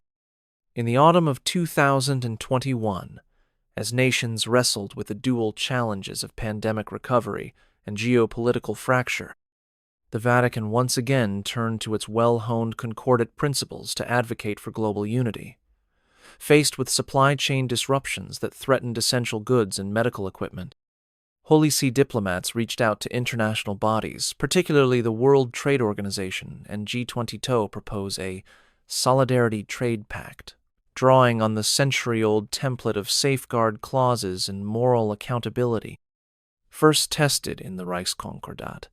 This non-binding pact called upon participating states to prioritize humanitarian shipments, waive punitive tariffs on medical and food supplies for crisis-stricken regions, and uphold the right of non-state actors to operate relief efforts unimpeded. While lacking the force of law characteristic of traditional concordats, the pact wielded the Vatican's moral authority. Its publications cited historical examples in which legal agreements without ethical commitment had failed, underscoring the necessity of coupling formal arrangements with a spirit of compassion. In Geneva and Rome alike, nuncios presented case studies of church-run hospitals in Lebanon and East Africa that had maintained uninterrupted service only because their governments honored similar protocols negotiated under Vatican auspices. These concrete stories lent weight to their appeals, prompting several G20 trade ministers to adopt a humanitarian exception in their pandemic recovery statements, explicitly protecting corridors for essential goods. Meanwhile, Catholic relief agencies, operating under the Pact's principles, coordinated with UN agencies to streamline customs processes, ensuring life-saving vaccines and therapeutics reached remote clinics without delay. This collaborative framework, legal in structure, yet animated by ethical urgency, demonstrated the Vatican's ability to adapt its concordat legacy to the complexities of 21st century globalization. By turning past lessons into a living international ethic, the Church once again affirmed that treaties alone cannot secure human welfare. They must be energized by a shared commitment to the common good and guided by the unwavering defense of human dignity. In the digital age, the Vatican has extended its diplomatic ethos to the rapidly evolving realm of artificial intelligence and data governance, recognizing that the moral implications of emerging technologies demand frameworks rooted in human dignity and ethical accountability. Building on its rich history of concordat diplomacy, where legal guarantees were married to moral imperatives, the Holy See convened a global summit of faith leaders, technologists, and ethicists in 2023 to draft a digital conscience charter. Though non-binding, the charter mirrored the safeguard clauses refined since the Reichskonkordat, insisting that AI applications respect privacy, protect the vulnerable, and avoid perpetuating bias. In practice, Vatican-appointed experts engaged with multinational tech companies to develop transparent algorithms for healthcare triage and refugee assistance, ensuring that predictive models would never override the intrinsic worth of each person. When a major social media platform proposed an automated content moderation system that risked silencing religious expression, Vatican diplomats leveraged the Charter's moral authority to secure carve-outs and to establish independent oversight committees, including clergy, civil society representatives, and technical experts that could intervene when fundamental rights were at stake. Simultaneously, the Holy See offered its own digital infrastructure, secure faith to smaller religious communities lacking resources enabling them to maintain confidential pastoral communications and to protect sacramental data from unauthorized access. These initiatives illustrated a fusion of legal insight, technological innovation, and ethical clarity, a living testament to how an institution once compromised by legal pacts with tyranny could now lead conversations on the frontiers of human dignity. By translating lessons from past concordats into proactive engagement with 21st century challenges, the Vatican demonstrated that safeguarding souls today requires both juridical acumen and unwavering moral vision. Along the sun-baked frontiers of the Sahara, the Vatican's concordat-inspired approach found new life in addressing the humanitarian fallout of climate migration and regional conflict. As desertification and armed skirmishes displaced thousands, church-run clinics and refugee camps became lifelines for families trekking across inhospitable sands. Drawing on the legacy of safeguard clauses first honed in Europe's turbulent 1930s, Vatican diplomats negotiated humanitarian access agreements with governments in Niger, Chad, and Libya non-traditional accords that guaranteed Catholic relief agencies the unimpeded right to establish medical posts, deliver food and water, and provide pastoral care, even amid shifting battle lines. These agreements included explicit commitments by state authorities not to detain aid workers or commandeer supplies, backed by written pledges to collaborate with intergovernmental bodies such as the African Union. In practice, nuncios worked in concert with local bishops and tribal leaders to map safe routes for convoys, leveraging traditional dispute resolution councils to resolve checkpoints delays and security concerns. When battles erupted over scarce resources, church negotiators invoked the agreements to convene neutral mediation sessions under the auspices of regional organizations, helping broker temporary ceasefires that allowed vital aid to reach besieged communities. Simultaneously, Catholic Charities partnered with humanitarian NGOs to train local health workers in emergency trauma care and water purification, ensuring that skills remained after international teams departed. This blend of legal protection, moral advocacy, and grassroots capacity building proved crucial in saving lives and restoring dignity to displaced families.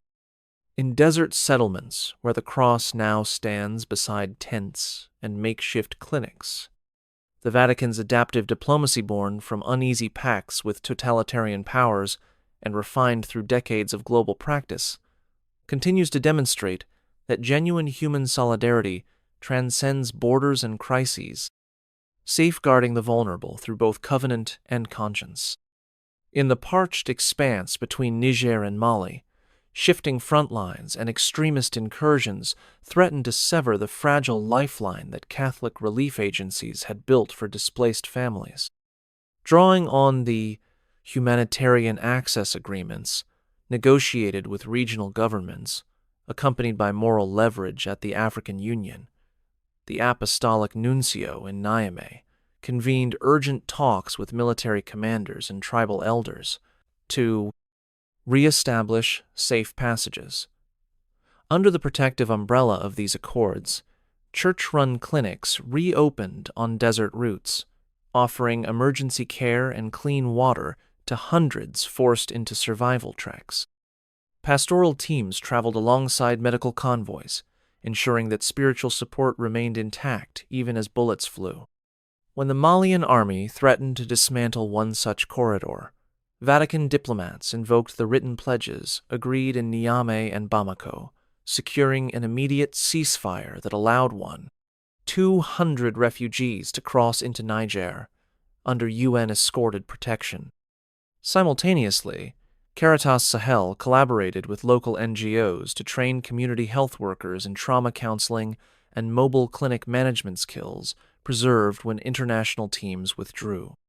These efforts reaffirmed the Church's evolved diplomatic ethos, legal safeguards grounded in prophetic witness, can protect the most vulnerable, even amid sectarian violence and state fragility.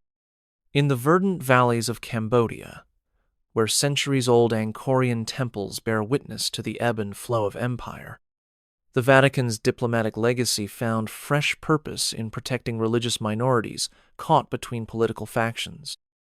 After decades of civil conflict, the Cambodian government welcomed international partners to rebuild infrastructure and social services, but religious freedom remained tenuous.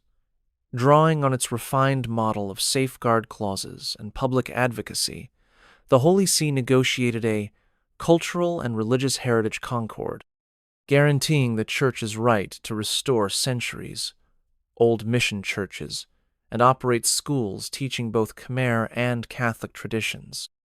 The agreement explicitly protected clergy from arbitrary arrest and recognized the Church's role in peace-building among Buddhist, Muslim Cham, and Christian communities. When tensions flared over land rights around Wat Athvia mission, local bishops invoked the concordat's provisions to convene mediated dialogues between villagers, government officials, and conservationists, ensuring that neither development nor preservation came at the cost of religious practice. Catholic relief agencies, operating under the treaty's protections, introduced agricultural training and microfinance programs for war widows, demonstrating that faith-based initiatives could drive sustainable development. In Phnom Penh, Vatican diplomats worked with UNESCO and the Ministry of Culture to designate several mission sites as protected heritage landmarks, cementing legal safeguards for their ongoing restoration. By combining clear legal guarantees, principled public witness, and collaborative local engagement, the Church's approach in Cambodia illustrated how an institution once compromised by uneasy pacts could now leverage its historical experience to foster reconciliation, cultural flourishing, and the enduring protection of human dignity. In remote villages nestled among the terraced rice fields of Bhutan, the Vatican's diplomatic acumen encountered a unique intersection of faith, culture, and environmental stewardship. Although Bhutan, committed to protecting its traditional Buddhist heritage, does not enter into formal concordats, the Holy See crafted a cultural respect memorandum with Bhutan's Ministry of Home and Cultural Affairs. Drawing on its global accord, model refined since the Reichskonkordat Erathus, memorandum guaranteed Catholic missionaries the right to serve in health and education sectors, while respecting local customs and environmental protections enshrined in Bhutan's gross national happiness philosophy. Under its provisions, church-run clinics provided maternal care and basic medical services in districts otherwise underserved, and Catholic educators partnered with Buddhist monasteries to introduce literacy programs in Dzongkha and English. When proposals arose to expand hydropower dams that threatened to inundate village lands and disrupt sacred groves, local church leaders, invoking the memorandum's safeguard clause, joined interfaith coalitions to advocate for comprehensive environmental impact assessments. Their moral and diplomatic pressure led to government-commissioned studies and the resettlement of affected families, ensuring that development did not trample human dignity or cultural heritage. Simultaneously, Catholic relief agencies, operating under the memorandum's protections, organized workshops on sustainable agriculture and climate resilience, equipping villagers to adapt to unpredictable monsoon patterns. In Thimphu, Vatican envoys and Bhutanese officials held joint forums on ethical development, crafting policy recommendations that balanced national progress with social equity. This adaptive approach legal guarantees in memorandum form, combined with principled advocacy and cross-cultural collaboration, demonstrated how the Church's historical journey from uneasy concordats to context-sensitive partnerships could protect both people and the planet, fostering harmony in one of the world's most ecologically and culturally distinctive nations. In the Congo Basin's verdant rainforests, where wildlife corridors intersect with communities reliant on subsistence agriculture, the Vatican's diplomatic framework again demonstrated its adaptability. With no formal concordat in place, the Holy See negotiated a community protection accord with the governments of the Democratic Republic of the Congo and the Republic of the Congo, drawing on its global experience to protect church-led conservation and humanitarian initiatives. The accord guaranteed that Catholic missions operating clinics and schools could continue their work unimpeded, secured the Church's right to advocate for indigenous Pygmy communities, and established a safeguard clause empowering the Vatican to speak publicly against exploitative logging and mining practices. Local bishops invoked these provisions when multinational companies sought permits to clear forest land without consulting residents, convening mediation sessions under the accord's auspices that included tribal elders, company representatives, and government officials. In partnership with environmental NGOs and United Nations agencies, church-run clinics introduced mobile health units and nutrition programs, reducing the need for villagers to engage in illegal poaching or unregulated resource extraction. When armed groups threatened to displace communities for resource grabs, Vatican diplomats issued urgent appeals to the African Union Peace and Security Council, citing the Accord's commitments and calling for protective missions. These combined efforts legal protection for church institutions, moral advocacy on behalf of marginalized groups, and grassroots partnerships preserved both human life and critical ecosystems. In riverine villages where the cross now stands alongside stilted homes, the Vatican's inclusive diplomacy transformed lessons from past pacts into an effective model for safeguarding human dignity and environmental stewardship in one of the planet's most challenging frontiers. Amid the archipelagos of the Pacific, small island nations confronted the existential threat of rising sea levels and natural disasters, prompting the Vatican to pioneer climate resilience agreements in collaboration with governments of Kiribati, Tuvalu, and the Marshall Islands. These agreements, while not formal concordats, mirrored the Church's tradition of embedding safeguard clauses into treaties. They guaranteed Church-led disaster preparedness, evacuation planning, and pastoral care, even when entire communities faced relocation. Apostolic nuncios worked with national disaster management agencies to establish protocols allowing church buildings to serve as emergency shelters and to ensure that clergy and relief workers enjoyed safe passage during evacuations. When Cyclone Pam struck Vanuatu in 2015, Catholic relief networks mobilized under these agreements to deliver clean water, temporary housing, and psychosocial support. Vatican diplomats then leveraged the agreements to convene international climate forums in Rome, urging industrialized nations to honor their moral obligations to vulnerable states. These forums influenced United Nations climate negotiations, contributing to the inclusion of loss and damage provisions in the Paris Agreement. Back in the Pacific, church-sponsored programs trained local leaders in sustainable building techniques and community-led adaptation strategies, ensuring lasting resilience.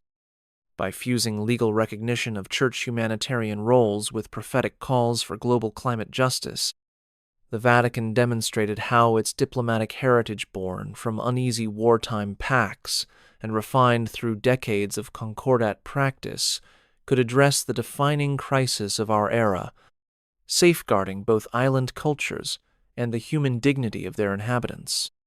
Within the shifting sands of the Arabian Peninsula, the Vatican's diplomatic service navigated a landscape shaped by rapid modernization, religious diversity, and geopolitical tension.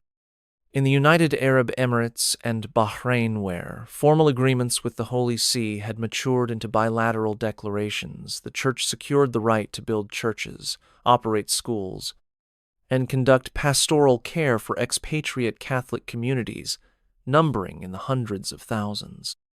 Crucially, These declarations included enhanced religious pluralism safeguards, ensuring that Catholic worship and education could proceed even as local laws regulated public expression of faith. When visas for clergy were suddenly curtailed amid regional security crackdowns, Vatican diplomats invoked these safeguards to negotiate emergency renewals, preventing disruptions to sacramental life.